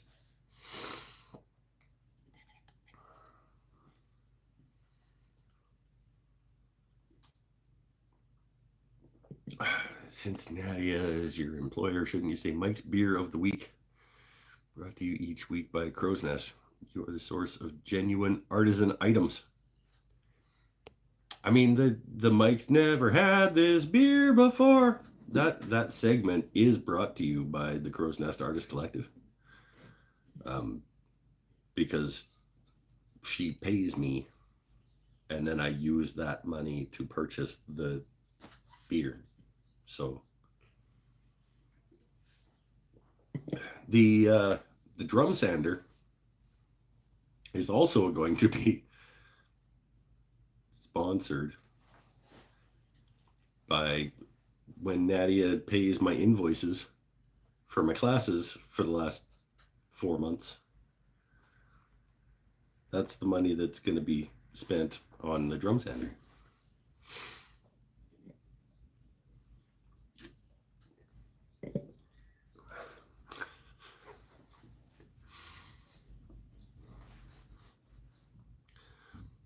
Does Jason show up in the morning and like hand her off? Like tag you deal with her? No, no, she'll arrive or they'll arrive separately because he has to go running and do things. So they bring both of their vehicles. But once in a while he does give me a look on his way out the door to go do something else. He gives me a look like, okay, your turn.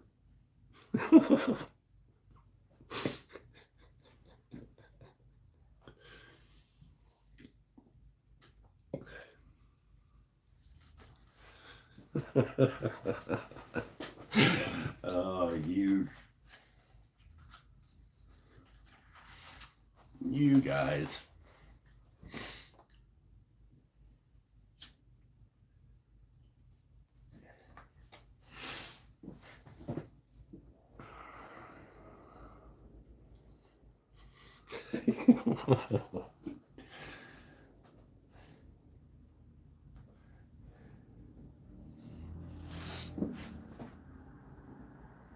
As long as there's always someone there to deal with you. Yeah.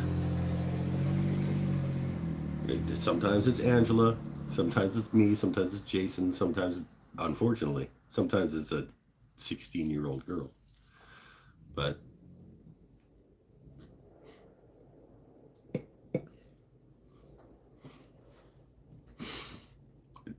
and we all just accept that we are going to be abused. That's just part of the gig.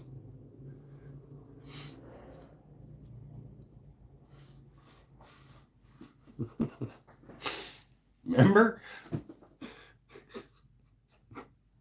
Remember when you had to do a private resin class the other day because I wasn't there? And it was like an entire family that just wanted one spot, like to be charged for one resin class. Remember?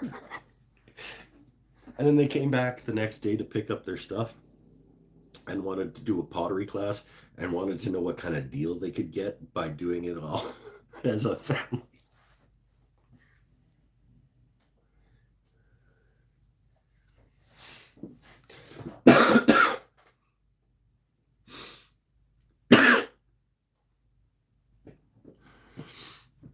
Hello, I'm back. Hello, Bobbert. Glad you're back.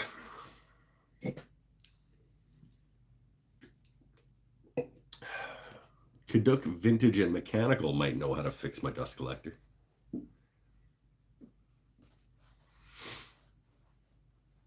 The family charcuterie board. That's right.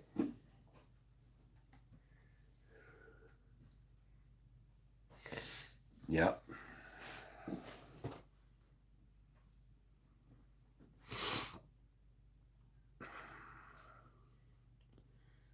Wasn't he buying the property? Wasn't who buying what property?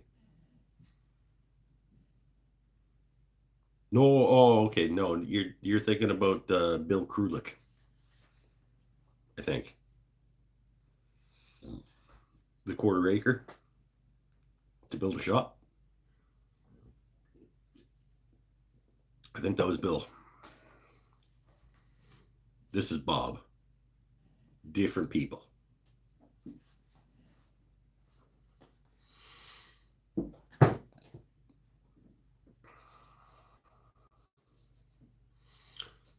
These are going to be nice boxes that we can put in the laser. Fancy new laser that I'm going to do an unboxing and setup video on next week. No, well, I'm going to film it next week when it shows up. Nadia said I could. She's like, as long as I get to be in it. I'm like, well, of course you're going to be in it. It's your fucking laser.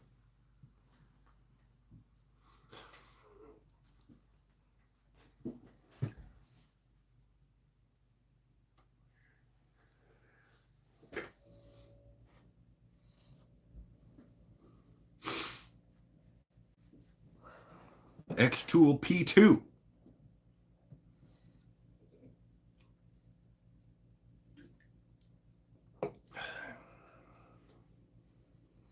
Turned a bowl today out of some of the ash I got from the park. Sweet. Class last weekend, I had 2 students make ash bowls.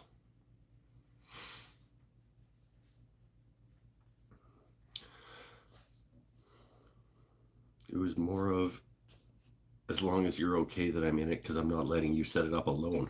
I don't want to set it up alone. It's probably fucking heavy.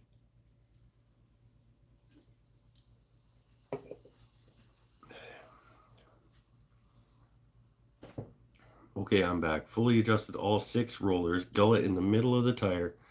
Back roller's about an ace away from the back of the blade. Yep. Change the blade tomorrow, but it's about 90% flat resaw. 90%. So it's better. And I think even, honestly, I think even playing card is probably too much. Like, I can't show you because I won't be able to get it to focus in. But I'm like, I'm dollar bill close to with the thrust bearing. Like it, I should be able to just barely, as it's spinning, if I'm doing by the hand wheel, I can push the blade with my other hand because why not touch a sharp thing? And it, as soon as that wood touches the thing, it should be riding on those thrust bearings. And the most important part is that they're both close and they're both even.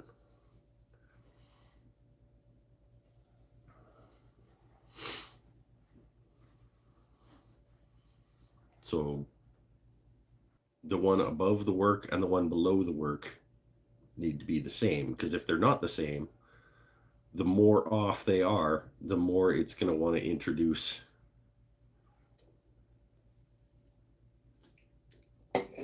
drift and wave. Dude, 2-inch pine compared to 10% flat before the new setup. Okay, good.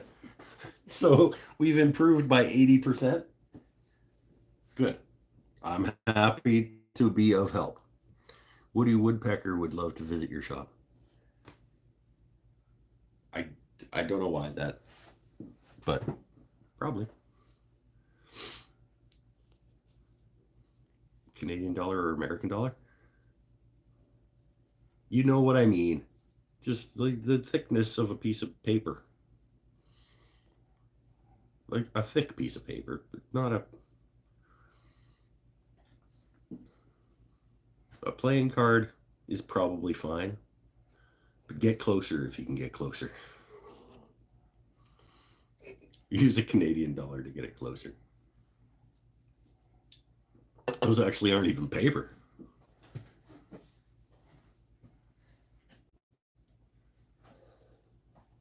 I'm gonna go urinate beside my house. I'll be right back.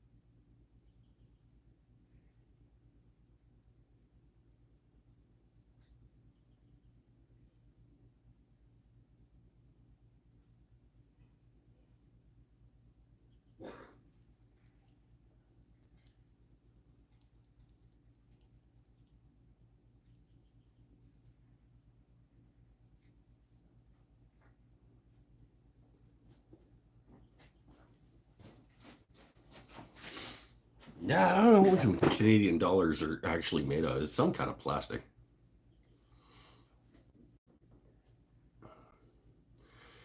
Paper is 4,000. Like printer paper. I'll work with it more tomorrow. Thanks, guys. That really helped. I'm happy to be of help. Look at, there's a couple of things learned tonight. What? This is an educational program.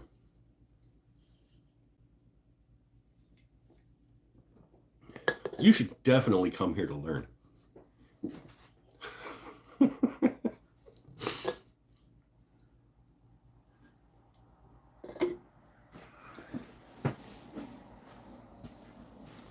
Beer.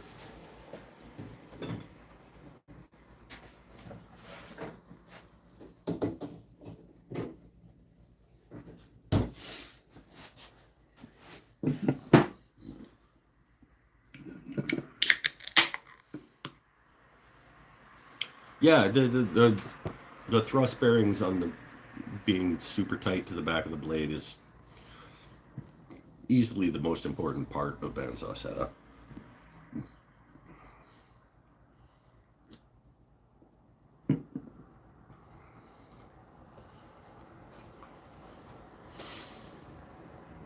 And fresh sharp blade. Nobody changes their bandsaw blades often enough. I am guilty also. You saw that tonight.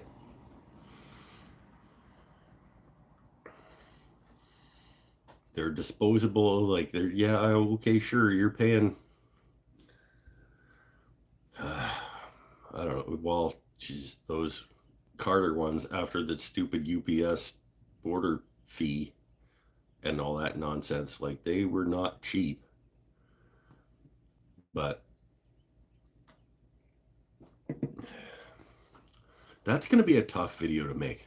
The review of the Carter bandsaw blades for a Canadian. I mean, the answer is no, they're not worth it if you are in Canada.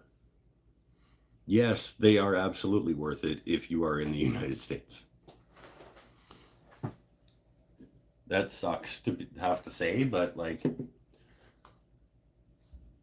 I probably won't order from Carter again.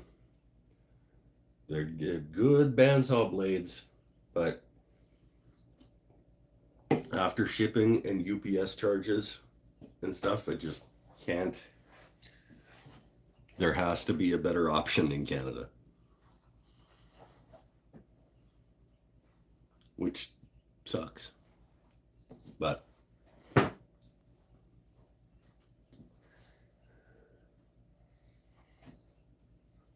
if Carter could get a Canadian distributor,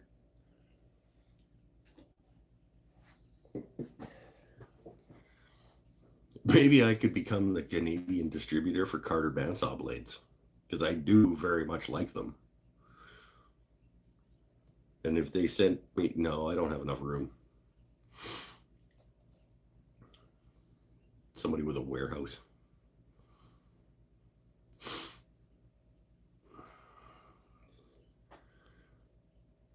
Polymer banknotes are now issued in more than, oh yeah, there we go, polymer. Including Canada since 1988. NPA has printed more than 10 billion banknotes for 19 countries in 80 denominations. Yeah, there we go. Fact check from Eric Habakabaka about what money's made out of. Lee Valley doesn't carry bandsaw blades. They do. They carry the standard bandsaw blades for the saws that they sell. So I can buy Rikon bandsaw blades for my Rikon bandsaw through Lee Valley.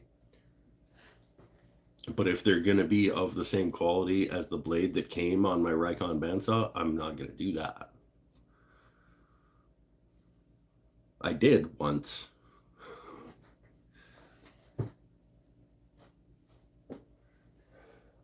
Like the first time I replaced my bandsaw blade, I went through Lee Valley, who I bought my saw through, so I knew that the blade would fit. And whatever, it's like Rikon bandsaw blade for the 10326, and I put it on, and it was sharp, like it was new and fresh, but no.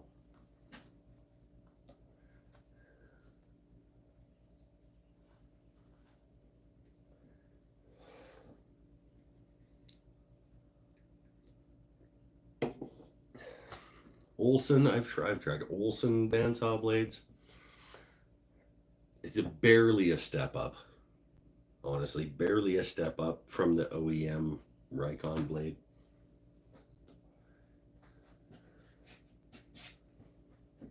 I bought bandsaw blades from who knows what company down at the shop in Courtenay, where I buy a whole bunch of stuff. But it was just like coiled up on the wall, and it said 111 on it, so I bought it, and it fit, and it was okay. It was better than Olson and better than Rikon, but Carter is the best blade I've ever had on that bandsaw. But at $30 American plus shipping plus UPS,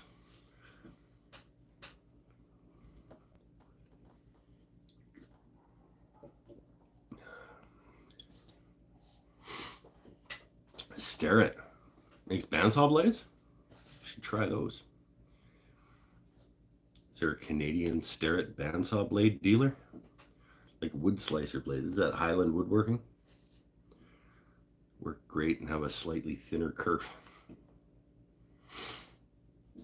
And do they come in all the standard sizes? I imagine they do.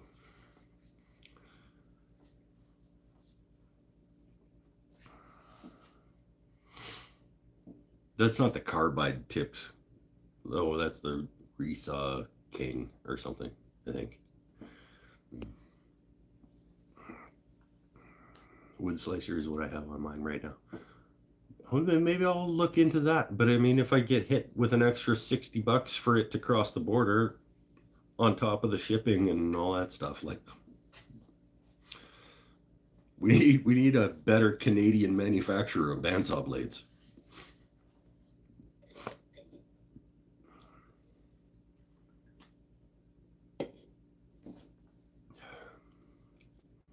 I have a 1/4 inch Starrett as well. Well, I still have 3 more of the Carter ones, thankfully. Like 2 more of the 1/2 inch and 1 of 1/4. Because when I ordered, I was like, well, let's get a bunch. So I got 3, I think I got 3 1/2 inch 3 TPI, and I got 1 1/4 inch 6 TPI.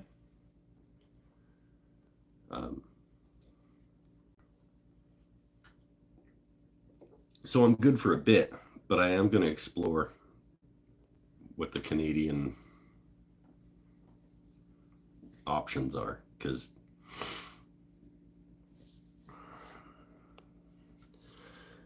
about one of the Laguna very expensive resaw blades, the carbide dealies, it broke at the weld, $150. Well, if it broke at the weld, they should be sending you a new bandsaw blade, like, because that's clearly a manufacturer defect. It's not $155 down the drain. You put your foot down and you say, yeah, I want a new blade, yo.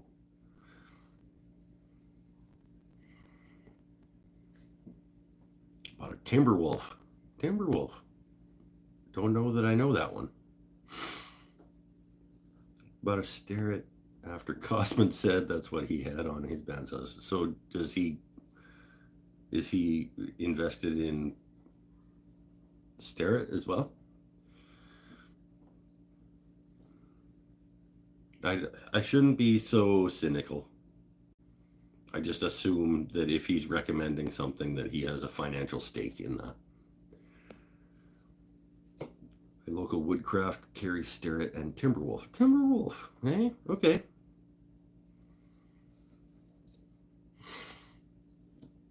They said I had used it over 4 times. What? How dare you use your bandsaw more than 4 times and then not accept that it broke as a manufacturer defect?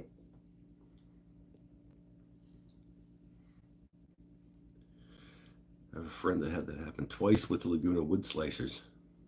They broke at the weld and didn't get refunded or issued a new blade. That's shitty. I would be pissed. Canadian notes are made in Australia by NPA. Hey! It's because we're family. We're the Commonwealth.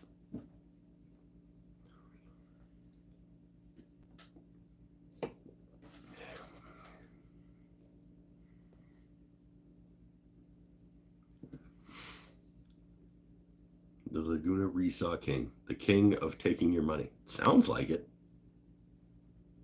Shit. I would still like to have them sponsor the show. I still think that I should be getting commission on all these lathes that I'm selling. But some kind of like thank you from Laguna would be nice. He didn't say about refund, but he did say at the weld. There's no way that I would accept a bandsaw blade breaking at the weld and the company saying, too bad, sorry. That's not a thing that I like. I'm not an angry confrontational, like, but I would shout that from the mountaintop. When the Beaver Chuck video comes out, you'll see that like I give everything fair shake.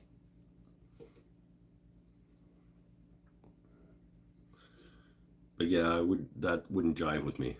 If it breaks at the weld, that's manufacturer defect. If I do something stupid, if I'm trying to turn a corner too tight on a 1/2 inch blade and it snaps, maybe that's on me.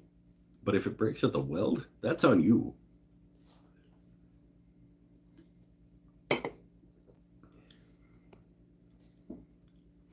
Get an affiliate link. Yeah, right?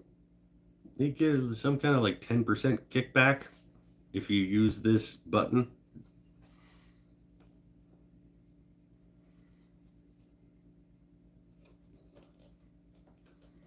I need to get them to send me a new faceplate too. I've misplaced my Laguna faceplate.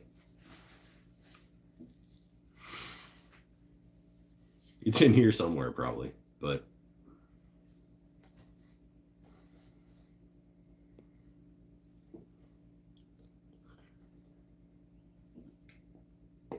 I'll get them to send me a 14BX. Hey, Laguna. I will happily replace maybe my favorite tool in the shop that was made by Rycon with a Laguna product if you send it to me for free.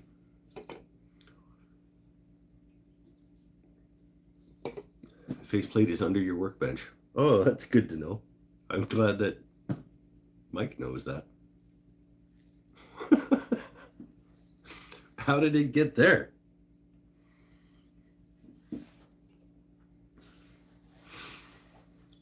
May have a spare faceplate. Had to have mine replaced. May have. Okay, add it to the box.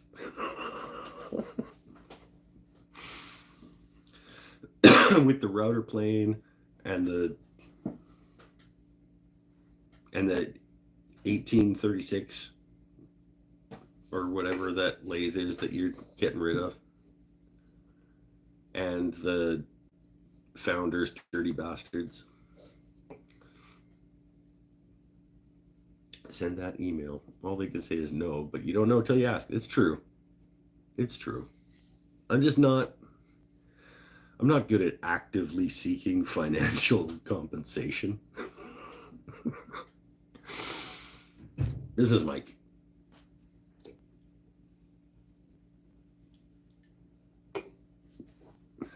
You're right, though. I should definitely send them a thing and say, like, I talk about you guys all the time, and I know for a fact that I have made sales for you.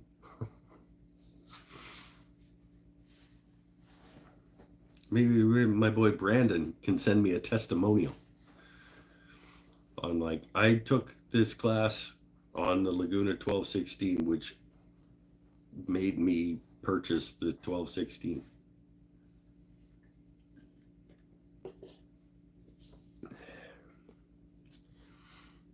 Just ask for new stuff for your show. I bet they would do it. Yeah, they don't sell like cheap things though. Like literally, like the cheapest thing Laguna sells is $1,000.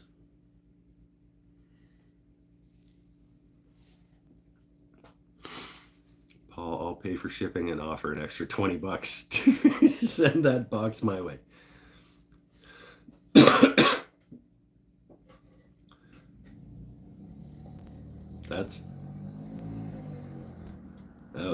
That was a dick move.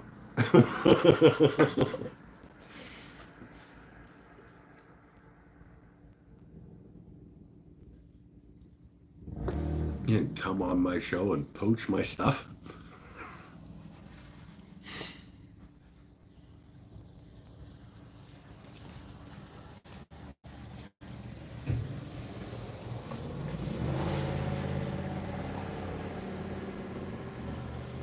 Business Todd. There you go. There you go. See, that's good businessing. seem to have a soft heart for struggling YouTube channels. No, you don't. Because your other one is Matthias. He's not struggling. Dude can just like set up a camera and fart and put it out into the world, and people watch that shit, and he makes money.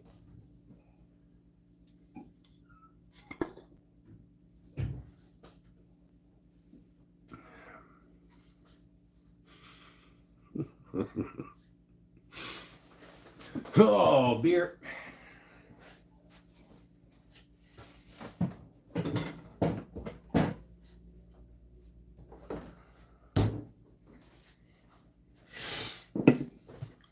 He's got plans for.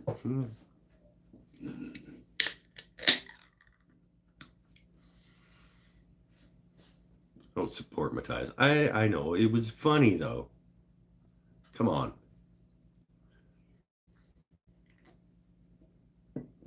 And you do support him every time you watch one of his nonsense.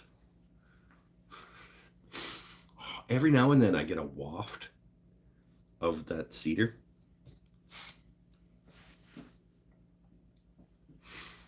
It's pleasant.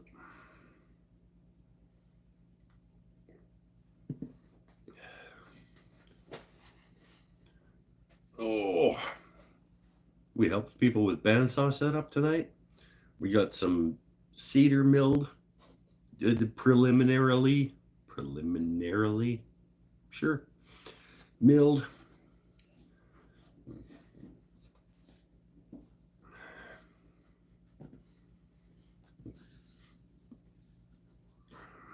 Maybe talking Brian into a Laguna 1216. Shouldn't do that until I have an affiliation with Laguna. The one where he shocked himself last week was funny. The one where he got his channel hijacked by scammers was funny, but for a different reason.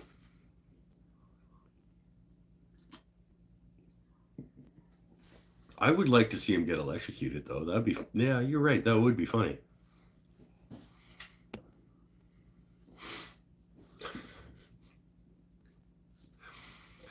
Ugh.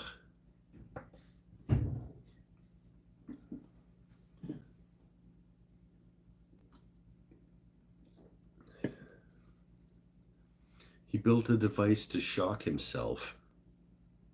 That was the purpose of the device? Took measurements on which voltage shocked him the worst.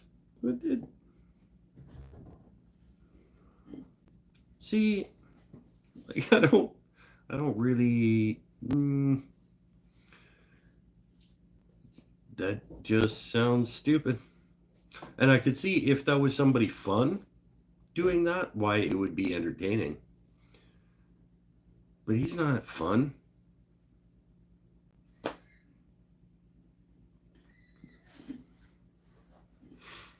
Nah, it's fine. Everybody can like what they like.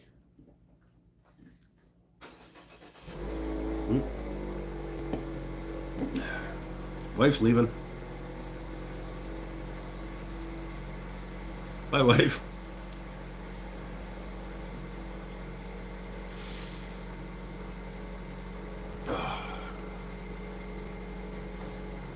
So I actually set up an above-ground sprinkler system.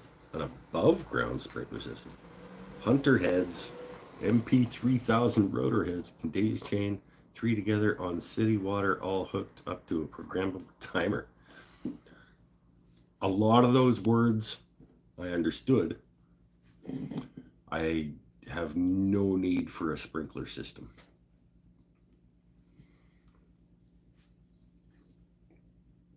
But I live in a place where I don't need a sprinkler system. We get more than enough water as often as we need it for our yards.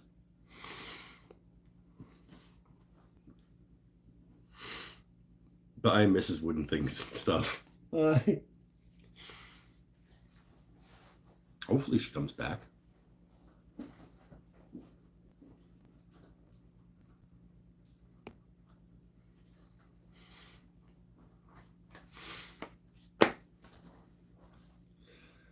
Oh, how are we doing for power?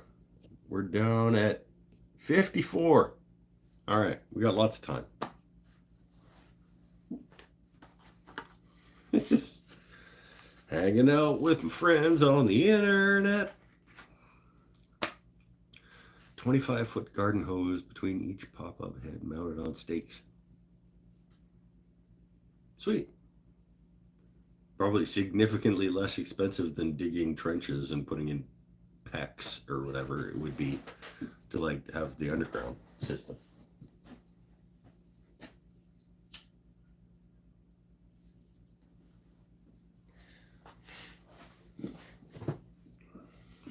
My parents keep hiring people to come and fertilize their lawn, and I'm like, your lawn is just fine.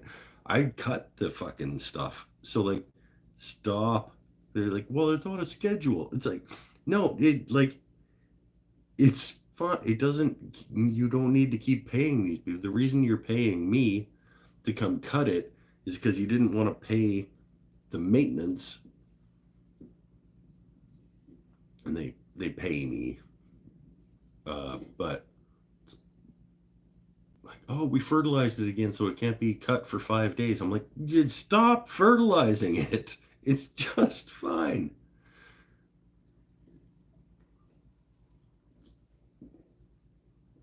I think they've committed to like a yearly.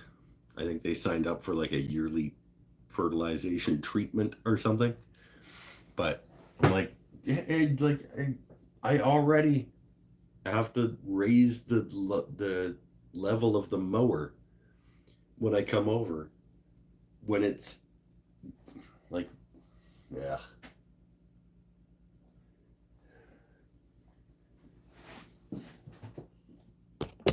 Ooh. There we go. Yep.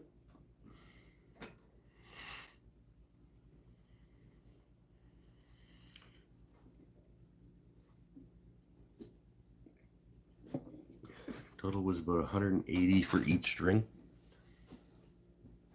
Sure, if you have to water your yard, I have no frame of reference for that. I've never had to water a yard.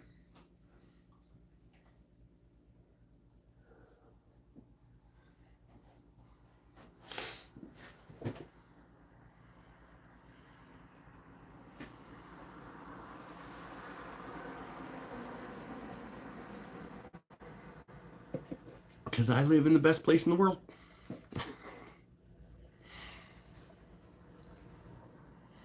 And you live in, hold on, Todd Lajeunesse lives in upstate New York? Question mark.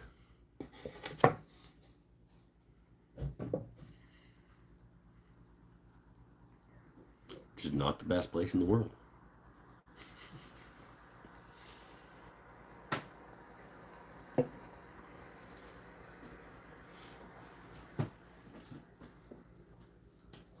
Significantly better than Ohio.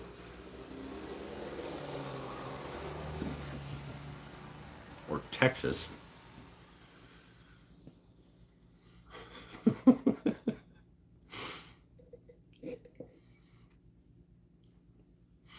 Your frame of reference is limited. It's true. And currently Ohio.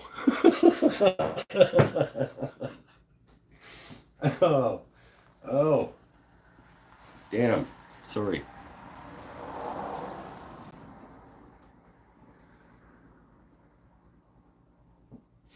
But I admit that I don't know anything about yard watering. It's not like I'm gonna just sit here and pretend like I have better information for you or anything. And I lost a bunch of viewers after bashing on Ohio. It, Ohio is probably nice.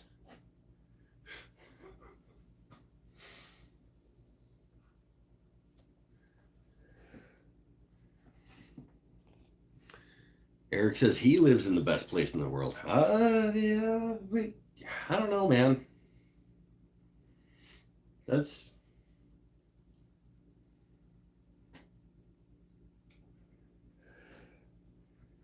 yeah, everything there wants to kill you.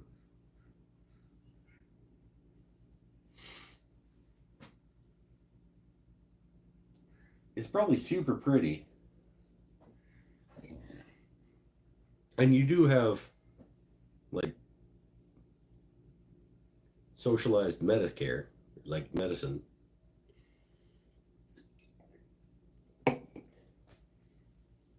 So you have better chance than your claim is probably closer to being.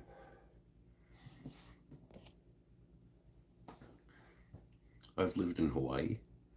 It's too hot and sweaty. I don't want to be sweaty all the time.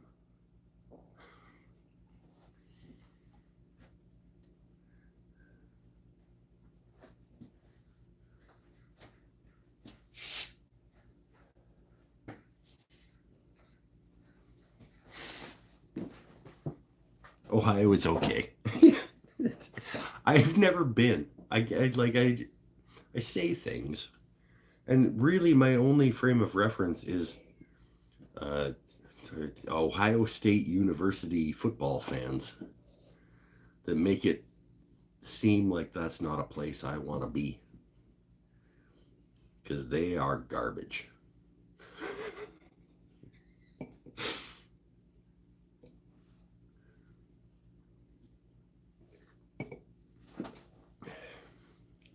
It's probably nice, and everywhere can be the best place in the world if you have the right attitude about it and you're in a fortunate position wherever that is. This place wouldn't be any good either if I was like destitute and living on the streets.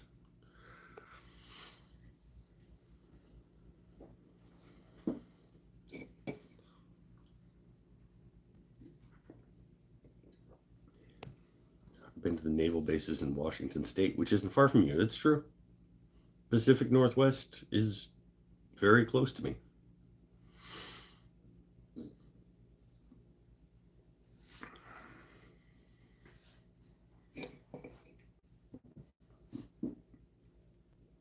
My friend Paul is thinking about relocating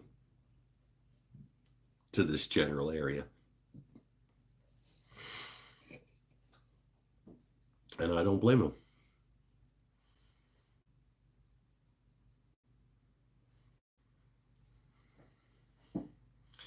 Uh,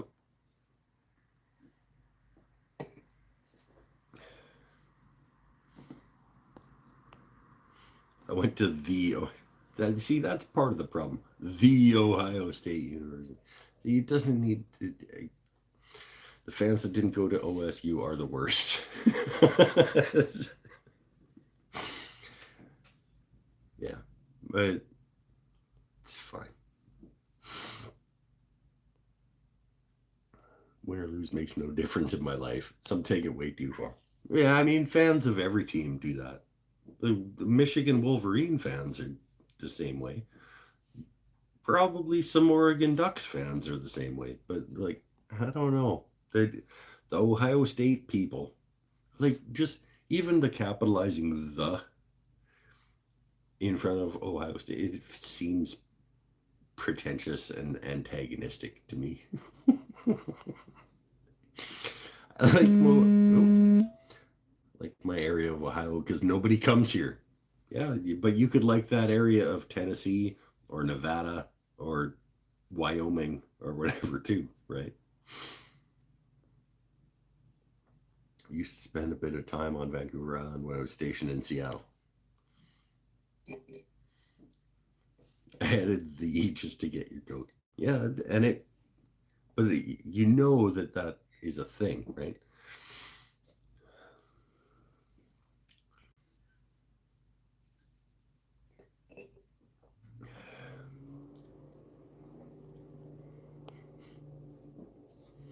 Dayton, Ohio. That's it.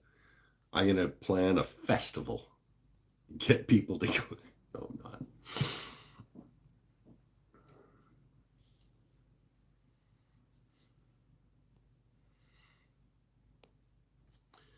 My daughter is dating a guy from the Dayton area. She's 29, and I'm hoping he asks her pretty soon because I want grandkids. Okay, okay. They are going to live their lives. You don't get a say in that. Well, I'm hoping the best for you and your family as well.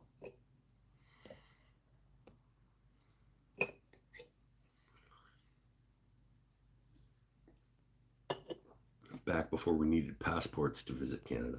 Oh, Jesus, 1947?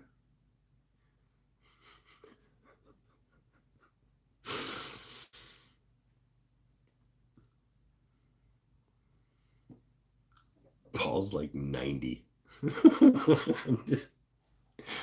Oh, I'm I'm I get funnier the longer the show goes. At least I think I do. And that's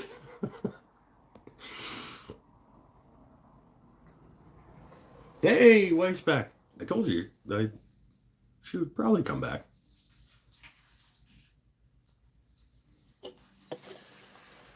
1990. Military could just drive across the border. Oh, okay. Oh, right, because your military ID acted as the passport.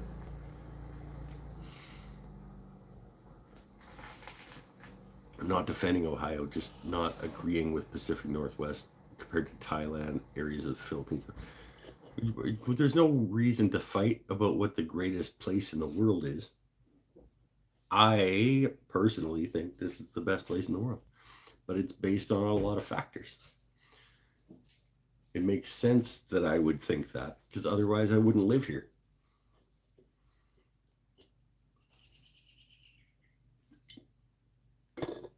I grew up in, well, and I'm comparing it to growing up in Saskatchewan, which is one of the worst places in the world. And I spent some time in Iqaluit, Nunavut,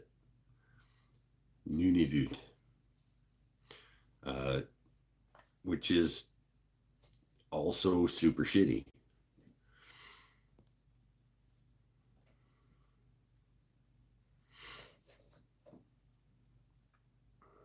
So this seems a lot better than any of those other places I've ever lived.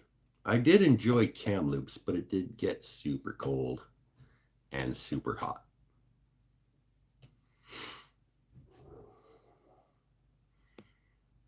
Just not I like not never super cold, never super hot. Super beautiful, good people. I think when I went gambling in Canada, I think I went gambling in Canada when stationed in Chicago. Where would you have gone if you were stationed in Chicago? Where would you have gone? Winnipeg? To go gambling in Canada?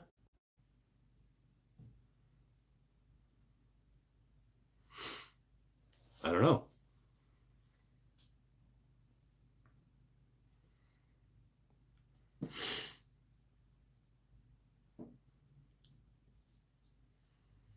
Then there's quality of life, 2,000 a month, and you can live, and you're rich in the Philippines. Yeah, no, that's true. That's true. I'm going to have a long drive, crash probably. Moving daughter tomorrow. All right, later, Paul. Have a good night. Glad you could stop by. He messaged me earlier today. He was like, I'm not going to make it tonight because I have to drive daughter to blah, blah, blah. And then he followed it up with, never mind. We're going tomorrow instead. So happy you could make it.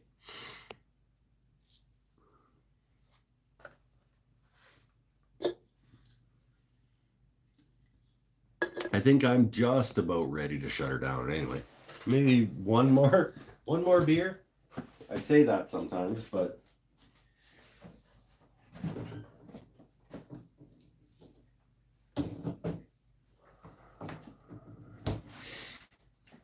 we'll see. If you guys are still hanging out and having fun, I'll hang out and have fun too. I am getting funnier.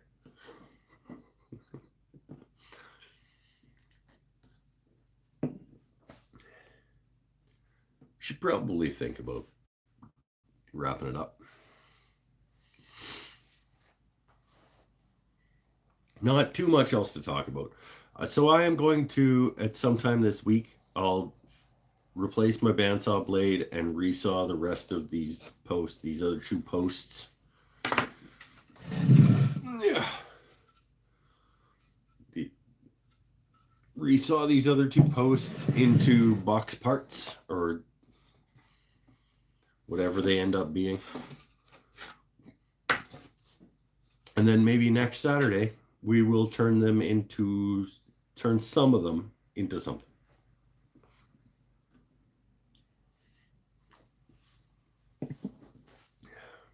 Little boxes or trays. Could do maybe make a whiskey cabinet. Oh no, not quite wide enough to get a whiskey bottle in there with a door on it.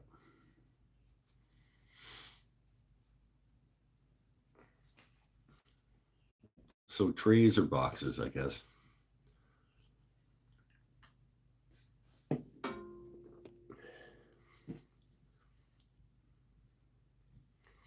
Run out of bourbon onto the Mrs. Tia Maria.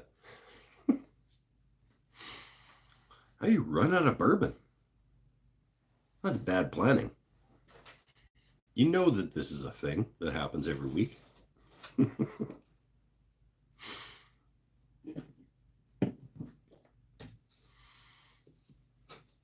All right, so some people learned some things this week. We got a little bit of woodworking done.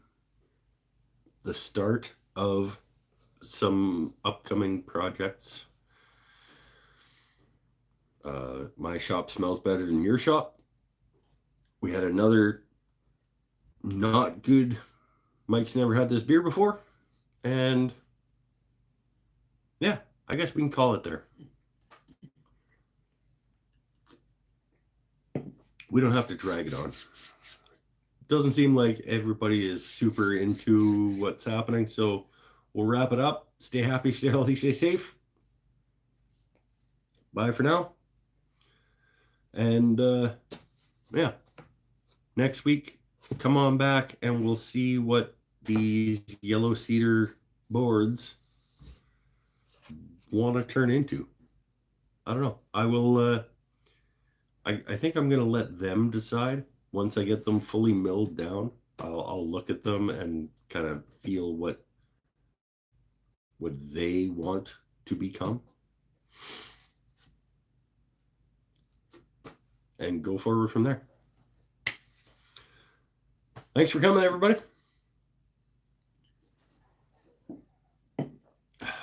See you next week.